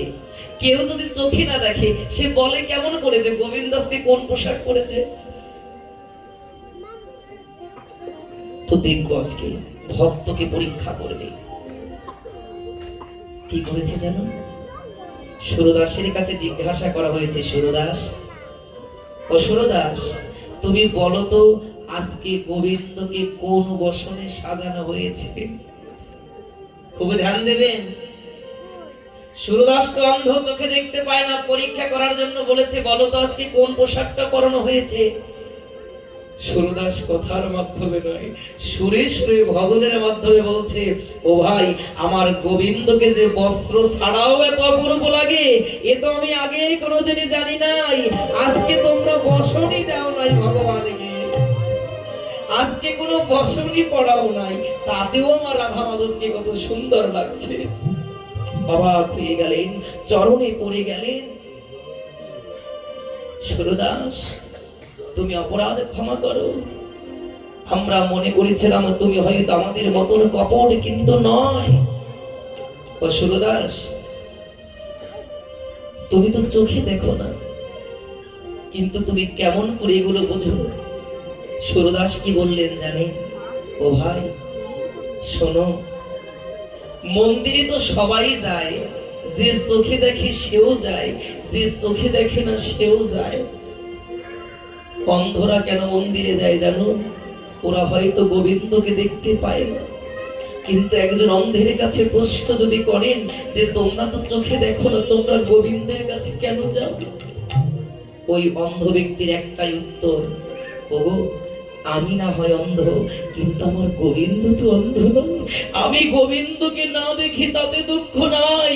ও গোবিন্দ, তুমি জানো আমাকে দেখো, তুমি জানো আমাকে দেখো।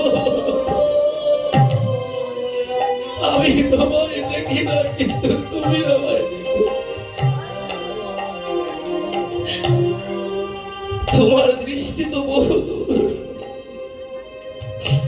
আমি তোমায় কতই দেখতে পারবো দুই নয়ন ভরে, কিন্তু তুমি যেন আমায় দেখো। সারা জীবনে শুনেছেন চোখে দৃষ্টিওয়ালা মানুষ রাস্তা পার হতে গেলে পরে অ্যাক্সিডেন্ট করে, কিন্তু কখনো শুনেছেন অন্ধ ব্যক্তি রাস্তায় পারের সময় অ্যাক্সিডেন্ট করেছে? কেন করে না? আমার আপনার চোখ আছে, মনে করি এই গাড়ি আসলো ওই আসলো, আমি যেই দৌড় দিতে চেষ্টা করে হয়তো গাড়িতে এসে মেরে দিল। কিন্তু একজন অন্ধ ব্যক্তি যখন রাস্তা পার হয়, সে নিজে চেষ্টা করে না, সে তার জীবনের ভার গোবিন্দের কাছে দিয়ে বলে, গোবিন্দ আমি তো চোখে দেখি না, তুমি নিজেও মনে কৃপা করে তুমি আমায় হাত ধরে পার করে দিও, জয় রাধে, তুমি আমায় পার করে দিও। এখান থেকে শিক্ষা নিতে হবে যেন চোখের বড়াই ভজনের বড়াই করে করে জীবনে অন্ধ হয়ে পড়ে না থাকি। গোবিন্দ ভজনের থেকেও আত্মসমর্পণটাকে বড্ড ভালোবাসে।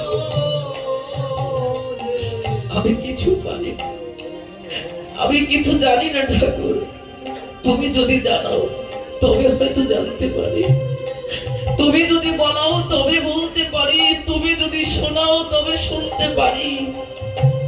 ভাগবতের 7 দিন 5 দিন আজকে চলে যায়, সবার ভাগ্যে এক নাগাড়ি 5 দিনই ভাগবতের কথা শোনার ভাগ্য হয় না, সবাই আসতে পারে নাই। আগামীকাল কি কে কোথায় থাকবো জানি না, আমি কই থাকবো, আপনারা কই থাকবেন। দেখুন সুরদাস গোবিন্দকে এতটাই ভালোবাসে, আমার গোবিন্দ তাকে ছাড়া থাকতে পারে না। অন্তরের দেবতা তাকে অন্তরে দর্শন দেয়। একদিন কি করেছে, যদি কেউ গান করতে পারে পাঠ করতে পারে দেখবেন এলাকার মধ্যে যে দেখো আমার বাড়িতে আসো, একটু গান করে দাও, একটু পাঠ করে দাও, বলে না? সবাইকে বলে যারা পারে। যেমন এই টেকের হাটের মধ্যে আসলে পরে বাবাজিকে আমি সব জায়গায় দেখতে পাই, কেন উনি কীর্তন করে ভালো, সমস্ত জায়গাতে বাবাজির উপস্থিতি। আমার মতন অন্য কোনো ব্যক্তিকে তো গান করতে ডাকে না, যারা কিছু পারে তাদেরকেই ডাকে। আর এই জন্য যদি কেউ কোনো কিছু গোবিন্দের জন্য করতে পারে, ডাকলে পরে তার যেতে হয় অহংকার না করি। কেন জানো? গোবিন্দ তোমাকে দিয়ে করাচ্ছেন, গোবিন্দ তোমার কাছ থেকে কিছু চায়। ওই কিছু পেয়ে যদি অহংকার করো, ওটা বেশি দিন টিকবে না। এই জন্য অহংকার আসলেই পরে জীবনে সব হারা হতে হয়। সুরদাসকে বলেছে, সুরদাস বাবা তুমি একটু আমার বাড়িতে গোবিন্দের একটু ভজন করবে, তোমার ভজন বড্ড ভালো লাগে। তো বলেছি আমি তো চোখে দেখি না, যদি আমাকে ধরে ধরে নিয়ে যাও তবে আমি তোমাকে এই কীর্তন করে শোনাবো। বলছে হ্যাঁ ঠিক আছে নিয়ে যাব। সত্যি যে কথা সেই কাজ। সুরদাসকে নিয়ে গেলেন এক ভক্তের গৃহে, আরম্ভ হলো গোবিন্দের জন্য ভজন। সমস্ত ভক্তগণ মূর্ছিত হয়ে গেলেন সুরদাসের ভজনে। গোবিন্দ থাকতে পারলেন না। কিন্তু জানেন কিছু কিছু সত্যি কথা বললে পরে আগে কষ্ট পায়, কিন্তু এটা সত্যি। যখন গান চলে বীণাটা কত মূল্যবান, কিন্তু যখন গান শেষ হয়ে যায় ওই বীণা কিন্তু ধুলার উপরে পড়ে থাকে, কেউ আর বীণার খবর রাখে না। ওই যে অসীম বাবু একটা গান লিখেছেন না, শিল্পী জীবন মম পূজারও ধূপকাঠি সম, পুরে পুরে গন্ধ বিলাই, অবশেষে হব পোড়ার ছাই। তাই সুরদাস যখন ভজন করছেন সকল ভক্তের বাহবা, কিন্তু যখন অনুষ্ঠান শেষ হয়ে গেছে কেউ আর সুরদাসের দিকে তাকায় না। বাস্তব এই আমাদের শিল্পী জীবনও কিন্তু এরকম, অনুষ্ঠানের আগ পর্যন্ত বেশ সম্মানের, বেশ মূল্যায়নী, অনুষ্ঠান শেষ তুমি বসে তোমাকে কে চেনে? সবাইকে, আমি কাউকে টোন করে বলছি না। ভগবান দেশ বিদেশে ঘোরায় তো, সব জায়গায় তার সমান ভালোবাসা আর সমান অপমানটা পাওয়া যায় না, কিন্তু এগুলো হয়। তো সুরদাস কি করেছে জানেন? সকালে গিয়ে দুপুরও গড়িয়ে যায়, মনে মনে চিন্তা করে শ্রীনাথজির মন্দিরে কেমন করে ফিরবো, আমি তো চিনি না আর আমাকে দিয়ে আসার মতনও কেউ নাই। তবে সন্ধ্যার আগে আমি লাঠি ভর দিয়ে দিয়ে আমি মন্দিরের উদ্দেশ্যে রওনা করব। গোবিন্দ তুমি আমার সঙ্গে থেকো। দুর্বলের বল হচ্ছে হরিবল, কৃষ্ণ বল। যারা গোবিন্দকে সর্বক্ষণ নিজের সঙ্গে রাখে, গোবিন্দ চাইলেও গোবিন্দ আপনাকে ছেড়ে চলে যেতে পারে না। কেন? নাম নামে যদি অভেদ হয়, এই বদনে হৃদয়ে যারা কৃষ্ণ নাম থাকে, কোন কৃষ্ণের সাহস আছে আপনাকে ছেড়ে চলে যাবে? জয় রাধে। কৃষ্ণ ভক্তের কাছে বস, প্রেম ভক্তিতে। তাই দেখুন সুরদাস যখন চলেছে গোবিন্দের নাম করতে করতে একটাই চিন্তা, গোবিন্দ তুমি ভালোভাবে তোমার মন্দির আমাকে পৌঁছে দিও। অন্ধ তো পথ দেখতে পায় না, লাঠি দিয়ে একটু একটু করে বিলি দিতে দিতে সামনের দিকে আগাচ্ছে। সম্মুখে ছিল একটি কুয়ো, পুরনো একটি কুয়ো। যদি ওখানে সে পড়ে যায় জীবনে আর সে উঠতে পারবে না। সুরদাস যখন একটু একটু করে দেখতে পায় না, নিজের অজান্তে ওই কুয়োর দিকে যাচ্ছে, অন্ধকার কুয়োর দিকে পড়বে পড়বে এমন অবস্থা। আমার গোবিন্দ উপরে বসে ভক্তের লীলা দর্শন করছে। রাধারানী ডাক দিয়ে বলেছে, শ্যাম তোমায় না জগতে ভক্তগণে দিন দয়াল বন্ধু বলে? আজকে ভক্ত বিপদে পড়তে যাচ্ছে, তুমি এখানে বসে লীলা দেখছো। যাও তুমি ভক্তকে গিয়ে ধরো। কেন? আজকে তোমার নাম মুখে থাকতে কোনো ভক্ত যদি বিপদে পড়ে, জগতে তোমাকে আর কোনোদিন কেউ দিন দয়াল বন্ধু বলবে না। ভগবান কি করলেন জানেন? যখন অন্ধ সুরদাস কুয়োর মধ্যে পড়ে যাবে, পড়তে যাচ্ছে, পিছন থেকে আমার গোবিন্দ বালক বেশে এসে সুরদাসের হাতে যে লাঠি ছিল ওই লাঠিটা টান দিয়ে ধরে সুরদাসকে ওই নলকূপ থেকে, ওই কুয়োর থেকে পাড়ে ফেলে দিয়েছেন। কে তুমি? কে তুমি? আমি কেউ নই গো। তোমার বাড়ি কোথায়? আমার বাড়ি বেশি দূর নয়। তোমার পরিচয়? আমি একজন ছোট্ট বালক, নাম আমার গোপাল। তাই? তোমার নাম গোপাল? তুমি কেমন করে বুঝলে যে আমি এই কুয়োর মধ্যে পড়ে যাচ্ছি বাড়ি? তুমি তো চোখে দেখতে পাও না, তাই বলে কি আমি দেখি না? আজকে আমার ভগবান ভক্তকে রক্ষার তরে বালক বেশ ধরে ভক্তকে রক্ষা করার জন্য তার হাত ধরে নয়, লাঠি ধরে টেনে পারে নিয়েছেন। এই জন্য বলে যদি ভক্তের মতন ভক্ত হওয়া যায়, কুপথে বিপথে গোবিন্দ যেতে দেয় না, সে নিজে টেনে তার কাছে রাখে। হরিনাম কৃষ্ণ নাম বড়ই মধুর, যে জনা কৃষ্ণ ভজে সে বড় চতুর। সুরদাস দেখতে পায় না তো কি হয়েছে, কৃষ্ণ ভজন করে করে তার প্রতিটা ইন্দ্রকে এমন করে কৃষ্ণমুখী করে দিয়েছে। কৃষ্ণ তুমি তোমার রূপ ঢাকতে পেরেছো, কিন্তু তুমি তোমার অঙ্গ গন্ধ ঢাকতে পারোনি। আমি বুঝেছি তুমি আর কেউ নয়, তুমি বৈকুণ্ঠের হরি ভক্তের বিপদ রক্ষা করার জন্য বালক বেজ ধরে তুমি ভক্তের জীবন দুয়ারে এসেছো। ও আমি চোখে দেখতে পাই না বলে তুমি আমার সঙ্গে মিথ্যে বলছো। যদি আমি আজকে দেখতে পেতাম তবে তুমি আমার সঙ্গে এমন করতে পারতে না। ও ঠাকুর, সবাই আমায় অবহেলা করবে তাতে দুঃখ নাই, তুমি কেন আমায় মিথ্যে বললে? ও তুমি আমায় ধরা দেবে না তাই না? মনে মনে বলছেন, মনে মনে সাবধানতা নিয়ে লাঠিটা ধরেছে। কোথায় যাবে তুমি বাবা? আমি শ্রীনাথজির মন্দিরে যাব, আমায় নিয়ে চলো। কি করছে জানো? আজকে আমার গোবিন্দ বালক বেশে সুরদাসের হাতের লাঠির এক মাথা ধরেছে, আর সুরদাস ধরেছে আরেক মাথা। আগে আগে ভগবান হাঁটে, পিছন পিছনে হাঁটে ভক্ত।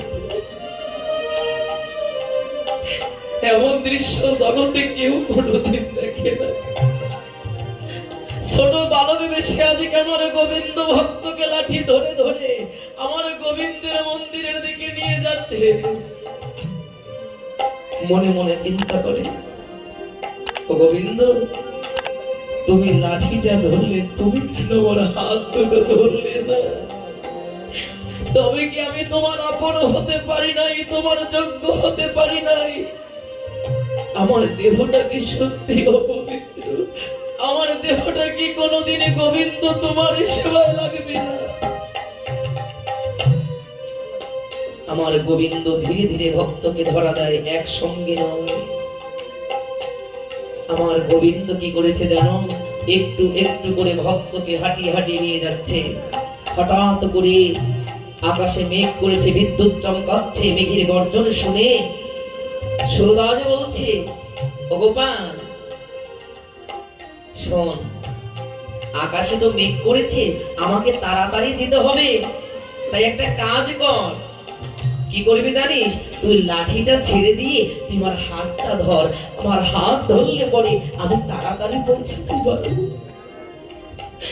ভক্তের মনের আশা যে আমার গোবিন্দ অঙ্গ পরশ কখন করবে।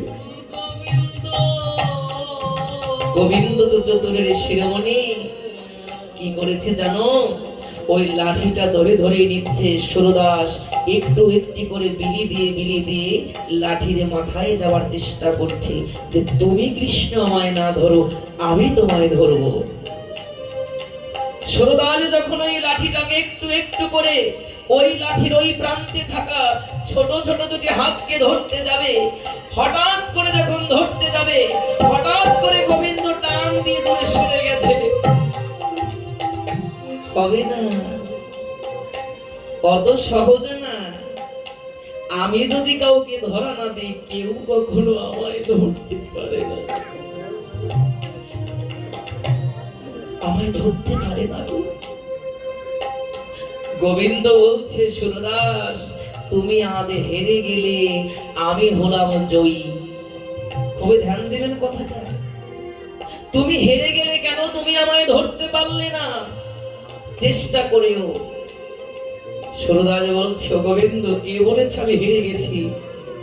হেরে তো গেছো তুমি, আর জিতে গিয়েছি আমি। কেমন করে জিতে গিয়েছো? তুমি মনে মনে চিন্তা করেছো তুমি আমায় ধরা দাওনি, তাই তুমি জিতে গেছো। কিন্তু তুমি জানো না, তুমি তোমার হাত সরিয়ে নিতে পেরেছো অন্ধের থেকে, কিন্তু গোবিন্দ তুমি তো তোমার নাম আমার হৃদয় থেকে ছড়িয়ে নিতে পারোনি। তোমার নাম যে আমার থেকে নিতে পারো নাই, ওই নাম যে আমি হৃদয় দিয়ে ধরেছি। তুমি হেরে গেছো, আমি নই। তুমি আমার সর্বস্ব কেড়ে নিতে পারো, তোমার ক্ষমতা নাই। তুমি ভক্তের হৃদয় থেকে তোমার ওই মধুমাখা কৃষ্ণ নামকে তুমি মুছে দেবে। তুমি চেতনি প্রভু, তুমি তোমার হাত সরিয়েছ, কিন্তু আমি জিতে গেছি। কেন? তোমাকে আমি এমন ভাবে হৃদয়ে ধরেছি যে কখনো চাইলেও তুমি ছুটে যেতে পারবে না। একদিন না একদিন তোমার আমার কাছে আসতেই হবে, আসতে হবে। প্রভু কি বলেছে জানো? আজকে আমার গোবিন্দ ওই ভক্তের প্রেম দেখে দুই চোখ তার জলে ভরে গেছে। শ্রীমতী রাধারানী বলেছে, শ্যাম, এই জগৎ যার জন্য কাঁদে, আজকে তার চোখে কেন জল? ও শ্যাম, তোমাকে পাবার জন্য জগৎ জীবী কাঁদে, কিন্তু সেই তুমি ভগবানের চোখে কেন জল? রাধারানী, জগতে আমি সব সইতে পারি, কিন্তু কোন ভক্ত যদি আমার প্রেম ভক্তি অশ্রু দিয়ে ডাকে, আমি যে তা সইতে পারি না। ও রাধারানী, তুমি জানো না আমি প্রত্যেক দিনে তোমার সঙ্গ পরিত্যাগ করি মধুর ভজন আস্বাদন করার তরে আমি ছুটে যাই সরুদাসের কাছে। সে কোনদিন জগতের আলো দেখে, তার জীবনে শুধু একটাই চাওয়া, গোবিন্দ আমি কবে তোমায় দেখতে পাবো, আমি কবে তোমার চরণ দুখানে দেখতে পাবো বলো। রাধারানী বলছে, শ্যাম তুমি এমন কেন?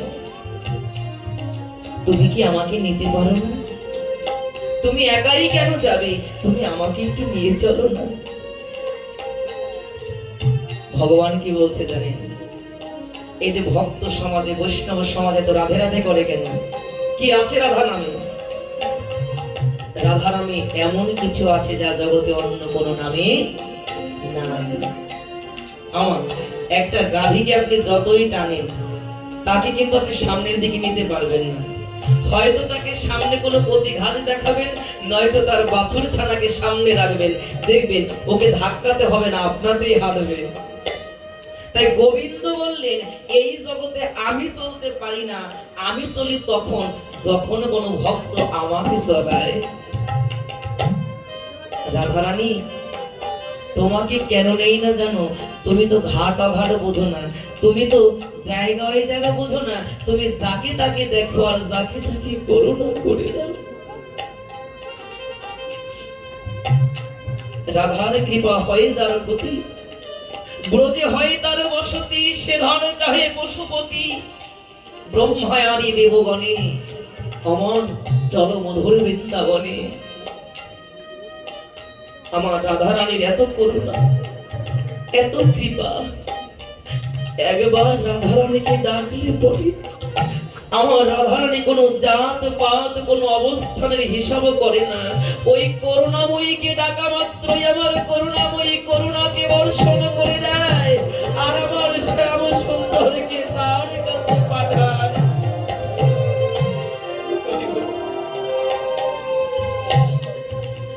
রাধারানী বলছে, আজকে তোমার কথা শুনবো না, আজকে আমি যাব, তুমি একা নয় সব, আজকে আমিও যাব, তুমিও যাবে। কেন জানো? এই জগতে হতে পারি আমি রাধারানী, কিন্তু আমারও যে শুদ্ধ কৃষ্ণ ভক্ত দর্শন করতে বড্ড ইচ্ছে হয়।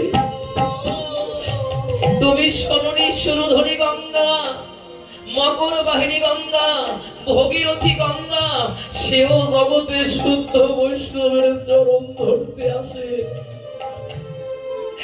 আমায় তুমি নিয়ে চলো, কোন ভক্তের মধুর ভজনে তুমি পাগল হয়ে রাধারানীর সঙ্গ পরিত্যাগ করো। আজকে আমিও যাব সেই ভক্তের সঙ্গ করতে, আমিও সেই ভক্তের সঙ্গ করতে যাব, আমায় নিয়ে চলো। রাধারানী চলে আগে আগে, শ্যাম চলে পিছে পিছে, বলে চলো আজকে দুজনে মিলে মনের মতন করে আমার ভক্তকে দেখে আসি।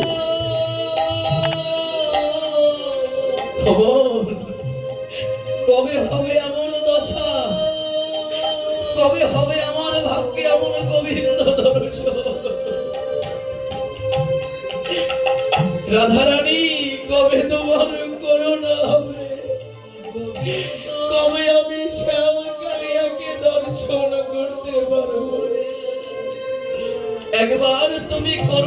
করো করুণাময়ী,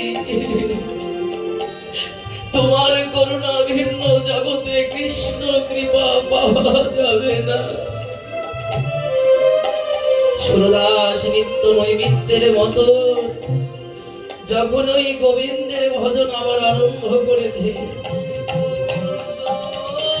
প্রত্যেক দিনে গোবিন্দ আসলে পরে গোবিন্দের অঙ্গগন্ধ পেত, কিন্তু আজকে সুরদাস তার নাসিকা অগ্র দিয়ে বুঝতে পেরেছে আজকে আমার শ্যাম একা নয়, আজকে আমার করুণার ঠাকুরানী এসেছে আমার জীবন দুয়ারে। ও রাধে, এই জন্যই তো তুমি করুণাময়ী, তোমাকে না ডাকলেও তুমি আসো।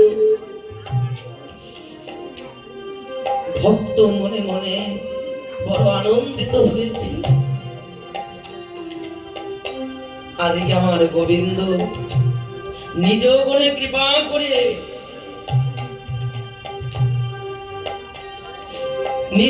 কৃপা করে ভক্তকে করুণা করার জন্য শ্রীমতী রাধারানী ভক্তের জীবন দ্বারে দাঁড়িয়েছে। রাধারানী মনে মনে চিন্তা করে, শোনো, আজকে তুমি নয় আমি আগে যাব, তারপরে তুমি যাব, দেখবো সুরদাস কেমন করে। কি করেছে জানো? শ্রীমতী রাধারানীর শ্রী চরণে ছিল স্বর্ণ নূপুর। সে কি শুধুই স্বর্ণ গো, যে চরণেও যে চরণ চিন্ময়, যে নূপুরও চিন্ময়। আজকে আমার রাধারানী করুণা করার জন্য ভক্তের জীবন দুয়ারে দাঁড়িয়েছে নূপুরের ধ্বনি করতে করতে। সুরদাস চিনতে পেরেছে, বুঝতে পেরেছে এই চরণ আর এই নূপুর আর কারো নয়, এই চরণ আর নূপুর আমার শ্রীমতী রাধারানী।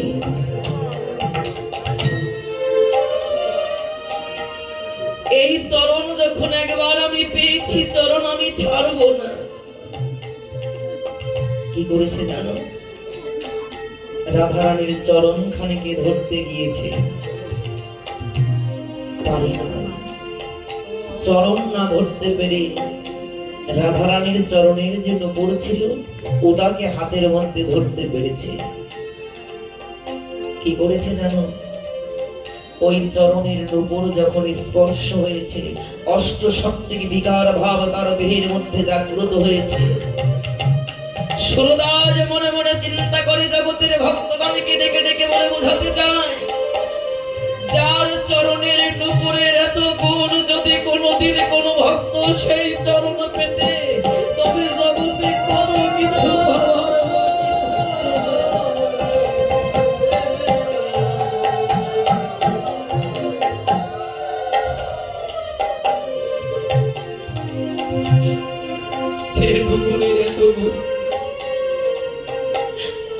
নূপুর খানিকে বক্ষে জড়াই ধরে বলেছে, ওরে নূপুর, কত সৌভাগ্য তোর, তুই নূপুর হয়ে আমার রাধারানীর চরণ দুখানে আষ্টে পৃষ্ঠে থাকিস, কিন্তু আমি মানুষ হয়ে আমি কোনোদিন আমার রাধারানীর চরণকে ধরতে পারি নাই। আমি আমার রাধারানীর চরণকে ধরতে, ওরে তোর জন্ম ধন্য, কেন জানিস? আমার মতন হতভাগা মানুষ হওয়ার চেয়ে রাধারানীর চরণ দুখানার নূপুর হওয়াও যে কত বড় ভাগ্য। আমায় আশীর্বাদ কর, আমায় করুণা কর, যেন তোর মতন সৌভাগ্য কোন জন্মে আমার হয়। রাধারানী বলছে, সুরদাস, আমার নূপুর খানিকে দিয়ে দাও। বলছে, এ যে তোমার নূপুর, আমি বুঝবো কেমন করে? আমি তো চোখে দেখতে পাই না, এ তো অন্য কারো নূপুর হতে পারে, তোমার নূপুর হবে কেমন করে? রাধারানী বুঝতে পেরেছেন, যদি এই নূপুর নিতে হয় তবে প্রমাণ দিয়েই নূপুর নিতে হবে। প্রমাণ কোথায়? দুই চরণে নূপুর ছিল, এক চরণের নূপুর ভক্তের হাতে গেল, চরণ তো দেখাতে হবে। যে চরণ ভগবান দর্শন করার জন্য দাপর যুগে রাধারানীর চরণে দাস ঘরে দিলেন প্রেমে বাধা পড়ে, যে চরণ চাইলেই পাওয়া যায় না, আজকে ভক্তের কাছে প্রমাণ দিয়ে নূপুর আনতে হবে বলে আজকে আমার শ্রীমতী করুণা রানী, করুণানিধি, করুণাময়ী, তিনি আজকে ভক্তকে বলছে, ও সুরদাস, এই নূপুর আমার তোকে প্রমাণ দিয়ে নিতে হবে, তাই তো? তবে আয়, কি করব জানিস? আজকে আমার চরণ তোকে দর্শন করাবো, তবেই তুই বুঝতে পারবি এই চরণের নূপুর আওয়াজ। এক পাশে ভক্ত কাঁদে, আরেক পাশে কাঁদে ভগবান। কৃষ্ণের চোখে জল কেন ও করুণাময়ী? তুমি যে ভক্তের দুঃখ দেখতে পারো না। যে চরণ আমি চেয়ে পাই না, আজকে সেই চরণকে দেবার জন্য ভক্তের কাছে গিয়েছো। সুরদাস, তুমি তো চোখে দেখতে পাও না, তাই না? তুমি কেমন করে বুঝবে এই চরণ আমার? তবে আসো, আমি তোমাকে স্পর্শ করলে পরেই তুমি দেখতে পাবে এই নূপুর কালার। আজকে আমার করুণার ঠাকুরানী, করুণাময়ী, আজকে সুরদাসকে কাছে গিয়ে সুরদাসকে স্পর্শ করা মাত্রই সুরদাস দেখতে পায় এ আর কেউ নয়, এ আমার শ্যাম সুন্দর বামে দাঁড়ানো আমার রাই কিশোরী, আমার জীবন দুয়ারে দাঁড়াইছে ভক্তকে কৃপা করার জন্য। জয় রাধে। বলেছেই নাও তোমার নূপুর। অপর পাশ থেকে আমার রাধারানীর সখীবৃন্দ বলেছে, ওরে হতভাগা, যে চরণ জগতে কেউ চেয়ে পায় না সেই চরণ তোর কাছে ধরেছে, ওই চরণের নূপুর হাতে হাতে নয়, যদি পারিস আজকে নিজের হাতে মনের মতন করে রাধারানীর চরণে পড়িয়ে দে, এমন দিন তোর আর হবে না রে। সুযোগ সব সময় আসে না। কি করেছে? আজকে ভক্ত রাধারানীর চরণের উপর পড়াই দিয়েছে। আজকে ভক্তের কাছ থেকে শ্রীমতী রাধারানী শ্যাম সুন্দর বিদায় নিয়ে যাবে। রাধারানী বলছে কি, সুরদাস, এই জগতে যে আমাকে ভালোবাসে আমিও তাকে ভালোবাসি। ভালোবাসার মানুষের কাছে আসলে পরে তার জন্য কিছু নিয়ে যেতে হয়, তাকে কিছু দিতে হয়। ও সুরদাস, তুই তো জীবনে কোনোদিনই কিছু চাসনি গোবিন্দের কাছে, রাধারানীর কাছে, তবে তুই আমার কাছে কিছু চাবি, আমি তোকে কিছু দিতে চাই। ও, তুমি আমায় কিছু দেবে তাই না? আবার বলছো তোমার যাবার সময় হয়ে গেছে, তুমি যাবে। একজন ক্ষুধার্ত ব্যক্তি অন্ন ভিক্ষা চায় তার পেটের ক্ষুধা নিবারণের জন্য, একজন ভিখারি ভিক্ষা চায় তার জীবনের অভাব পূরণের জন্য। আমি অন্ধ ছিলাম, কোনোদিন আমি তোমাদের কাছে কিছু চাইনি। রাধারানী, না চাইতেই যখন তুমি আমায় এত দিয়েছো, তুমি বলো আমি কি তোমার কাছে আর কিছু চাইতে পারি? তুমি না চাইতে আমায় কত দিয়েছো, তোমার কাছে কি চাইতে পারি বলো? তবে শোনো, এই জগতে ভক্তগণ তোমাকে ভালোবাসে কিছু পাবার জন্য নয়, তার একটা কারণে ভালোবাসে, যেন তোমার কৃপায় তোমাকে পেয়ে তারা জনম জনম রাধা প্রেমে বিভোরিত হয়ে যেন তারা জীবনের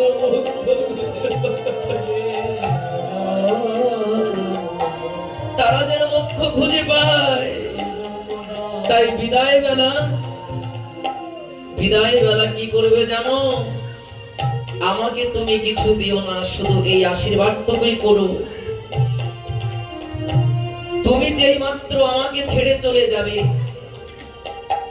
তুমি যেই মাত্র আমার সম্মুখ থেকে চলে যাবে, আমি যেমন তোমাকে দেখার আগে অন্ধ সুরদাস ছিলাম, তুমি আমায় ছেড়ে চলে যাবার পরে আমি যেন আবার জন্মের মতো অন্ধ হয়ে যাই। কেন জানো? যে নয়নে ফিরে পাওয়ার পরে আমি রাধা গোবিন্দ দর্শন করেছি, সেই নয়নে যদি অহর্নিশি কৃষ্ণ রাধাকে দর্শন করতে না পারি, আমি সেই নয়ন চাই না। আমায় আশীর্বাদ দাও, আমায় তুমি দাও। তুমি যাওয়া মাত্রই যেন আমি আবার আগের মতো নষ্ট হই। জয় রাধে, জয় রাধে। আমি জগতের আলো দেখতে চাই না, তোমার চরণ দেখতে চাই। সুধীজন, দেখুন আমাদেরও বিদায়ের বেলা হয়ে গেছে, আমাদেরও বিদায়ের ঘন্টা বেজে গেছে। তাই গোবিন্দের কাছে যা চাবার পারের করি। আমাদের জীবনে পারের করির প্রয়োজন, এই জগতে সবকিছুরই প্রয়োজন। তা আপনারা সকলেই আসুন, আমরা গোবিন্দের কাছে সুরদাসের মতন প্রার্থনা করি, যদি তোমাকে আমাকে কিছু দিতে হয় না, তবে তুমি এটাই দিও। যদি আবার কোনো জন্ম দিয়ে পাঠাও রাধারানী, যদি আবার তুমি ভবের বাজারে পাঠাও, তবে তুমি নির্দয় না হয়ে থেকে তোমাকে ডাকা মাত্রই যেন তুমি আমাকে দর্শন দাও। রাধারানী বললেন, একবার রাধারানী যদি কাউকে কৃপা করে, সে আর অন্ধকারে ডুবে থাকতে পারে না। ও সুরদাস, তুমি যে আশীর্বাদে চাইছো, তবে শোনো, তোমাকে আমি এই আশীর্বাদ করি, তুমি শুধু এই জন্মেই নয়, তুমি প্রতিটা জন্মে জন্মে যখন তুমি চাইবে, তখনই তুমি শুধু রাধারানীকে নয়, ওই বামে জানানো শ্যাম বাঁকাকেও একত্রিত হয়ে যুগল ধরে যুগল মূর্তি তুমি দর্শন করতে পারবে। জনমে জনমে তুমি রাধা গোবিন্দকে দর্শন করতে পারবে, এই আশীর্বাদ দিলাম। ভক্ত আশীর্বাদে পেলেন, শুধু এক জন্মের কান্নায় নয়, বহু জন্মের কান্না থাকলে পরে জগতে হয়তো আমার গোবিন্দকে আপন করা যায়। আশীর্বাদ দিয়ে দিলেন, যাও, তুমি যে কেঁদেছো, তুমি যে ব্যথা পেয়েছো, তোমাকে আমাকে আর ডাকতে হবে না, আমি নিজেই তোমাকে ডেকে নেব। কোন দিন? সেদিন তোমাকে ডাকবো যেদিন আমার জীবনের বেলা ফুরিয়ে যাবে। আমার এই জীবনের সেই শুভ দিন যেদিন আসবে, সেদিন তোমাকে আমি অবশ্যই কৃপা করে দেব। জয় রাধে। ভক্ত আশীর্বাদে পেলেন, জন্ম জন্মান্তর ঘরে সে গোবিন্দকে দর্শন করতে পারবে। আর আমাদের যাওয়াটা কি হবে? আমার জীবনের সেই সুখ। জয় রাধে। আমার জীবনে সেই শুভ দিন আসবে জানি কবে, সুন্দর পৃথিবী। জয় রাধে। সকলে প্রণামীটা দিয়ে দেবেন, কেউ বাদ যাবেন না বাবা। জয় রাধে। আমার জীবনে সেই আমার জীবনে সেই শুভ দিন আসবে জানি কবে, যেমন আছে পৃথিবী তেমনি পড়ে রবি, সুন্দর পৃথিবী ছেড়ে ওরে আমার বিদায় নিতে হবে রে। যেমন আছে এই পৃথিবী তেমনি পড়ে রবি। সুধীজন, বিদায়ের বেলায় আর কি গাইবো, কি বলবো? আমাদের সব সময় প্রায় ঘুরে এসেছে, তবু আজকে আমার বিদায় হবে, কিন্তু আপনাদের বিদায় কিন্তু নয়। এই জন্য দেখুন, আমরা আগে থেকে বাদ পড়ে যাব, কিন্তু আপনারা বাদ পড়বেন না। আপনাদের জন্য আরো দুদিন আছে, কিন্তু আমাদের জন্য আর একটা মুহূর্ত নাই। তাই আজকের যে অনুষ্ঠান, যে ভাগবত, এটাকে অনুষ্ঠানে বলবো না, যে মহাভাগবত, গতকালকে 4 জন বাবা তাদের পিতামাতার জন্য কল্যাণ কামনায় এই ভক্ত সেবা ভাগবতের আয়োজন করেছিলেন। তারা শুধু তাই নয়, বস্ত্রদানের মাধ্যমে, গীতাদানের মাধ্যমে তাদের পিতামাতার আত্মার কল্যাণ কামনা করেছিলেন। আজকেও তার ব্যতিক্রম নয়। গতকালকে ছিল 4 জন, আজকে হচ্ছে 3 জন, কিন্তু দেখুন তাদের কিন্তু নাম তারা বলবে না। তারা এতটাই বিনয়ী, শুধু সংখ্যাটা বলেছেন, আর এটাই বলেছেন, বাবাজি যেন ভক্তের চরণ কৃপায়, গোবিন্দ নামের কৃপায় যেন আমাদের পিতামাতা তারা যেন আমার গোবিন্দের শ্রী চরণ যুগলে স্থান পায়।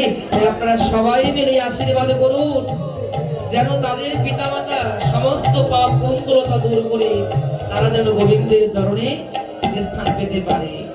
তাই আমরাও একদিন চলে যাব।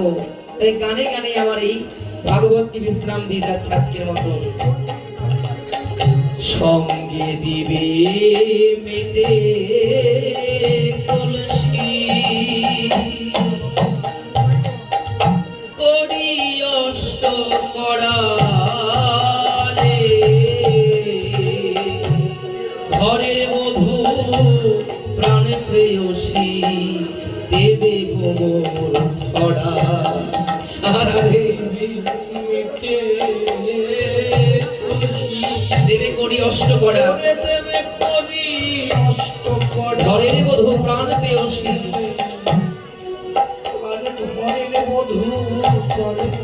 দেবে গোবর ছড়া। ও সেদিন এমনি হব কপাল মোড়া, সেদিন এমনি হব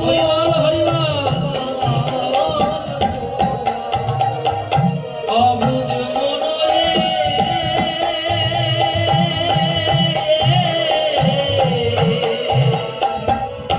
মনরে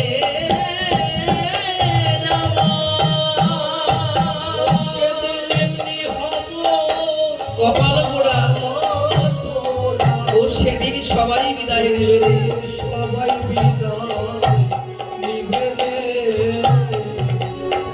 যেমন আছে এই পৃথিবী তেমনি পড়ে রবে, সুন্দর পৃথিবী ছেড়ে আমার বিদায় নিতে হবে রে। যেমন আছে এই পৃথিবী তেমনি পড়ে রবে।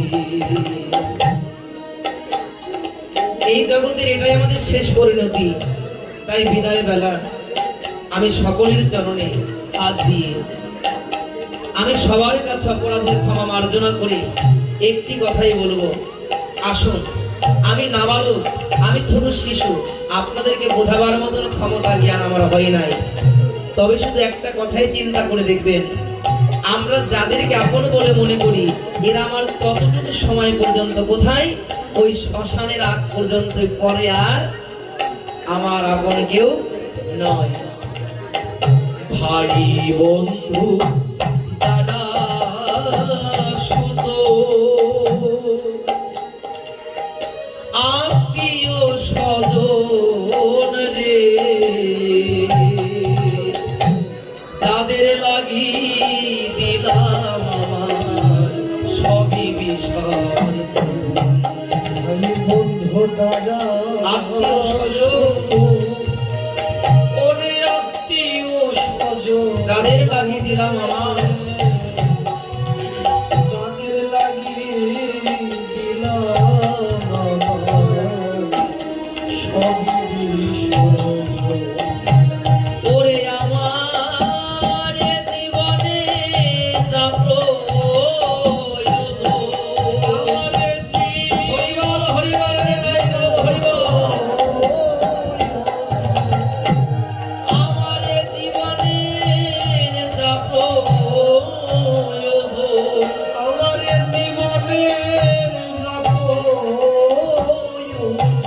ওরে তারা কি তা দিবে রে, যেমন আছে এই পৃথিবী তেমনি পড়ে রবে। সুন্দর পৃথিবী ছেড়ে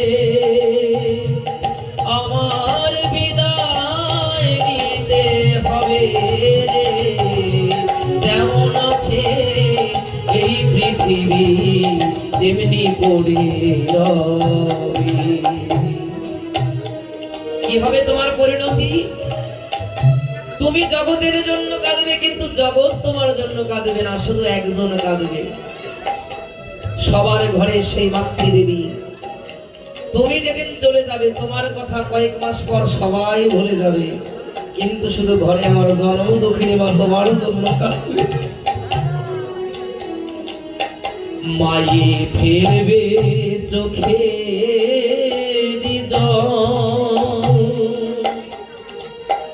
হায় বিধি কি হলো রে, প্রতিবেশী কেঁদে বলবে শ্মশান ঘাটে চলো। চোখের কেউ কাঁদবে না, সে হায় বিধি কি হলো, প্রতিবেশী এসে বলবে শ্মশান ঘাটে চলো। শ্মশান ঘাটে ওরে সেদিন কেউ বলবে শ্মশানে চলো, ওরে সেদিন কেউ বলবে দেরি করো না, কেউ বলবে শ্মশানে চলো। ওরে যেদিন আমার দেহ পতন হবে রে, যেমন আছে এই পৃথিবী তেমনি পড়ে রবে। সুন্দর পৃথিবী বিদায় নিতে হবে যেমন আছে।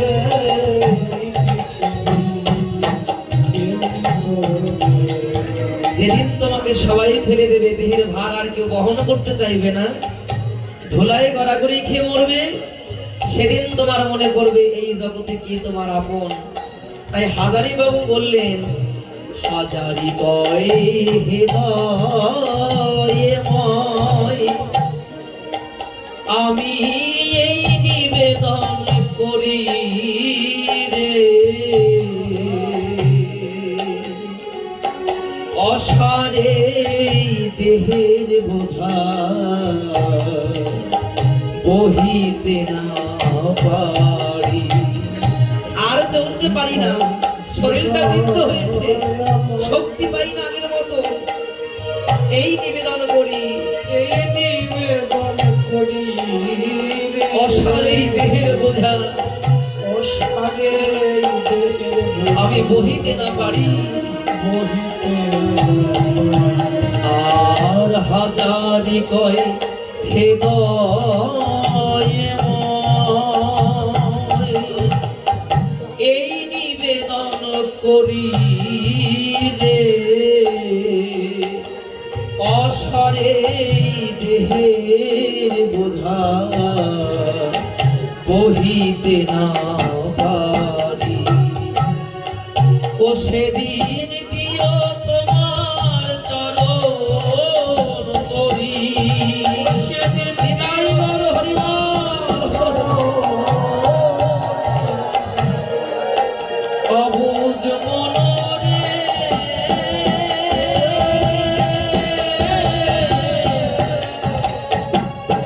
মনরে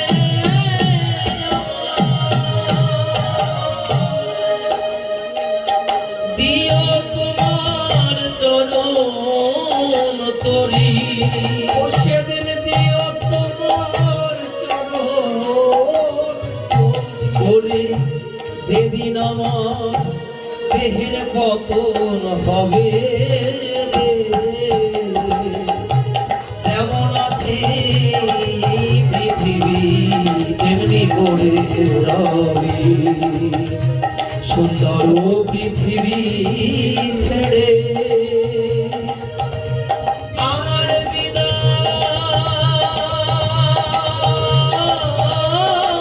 নিতে হবে ওরে যেমন আছে এই পৃথিবী তেমনি পড়ে রবি জয় জয় নিতাই গৌরী সীতানাথ প্রীতি প্রমানন্দে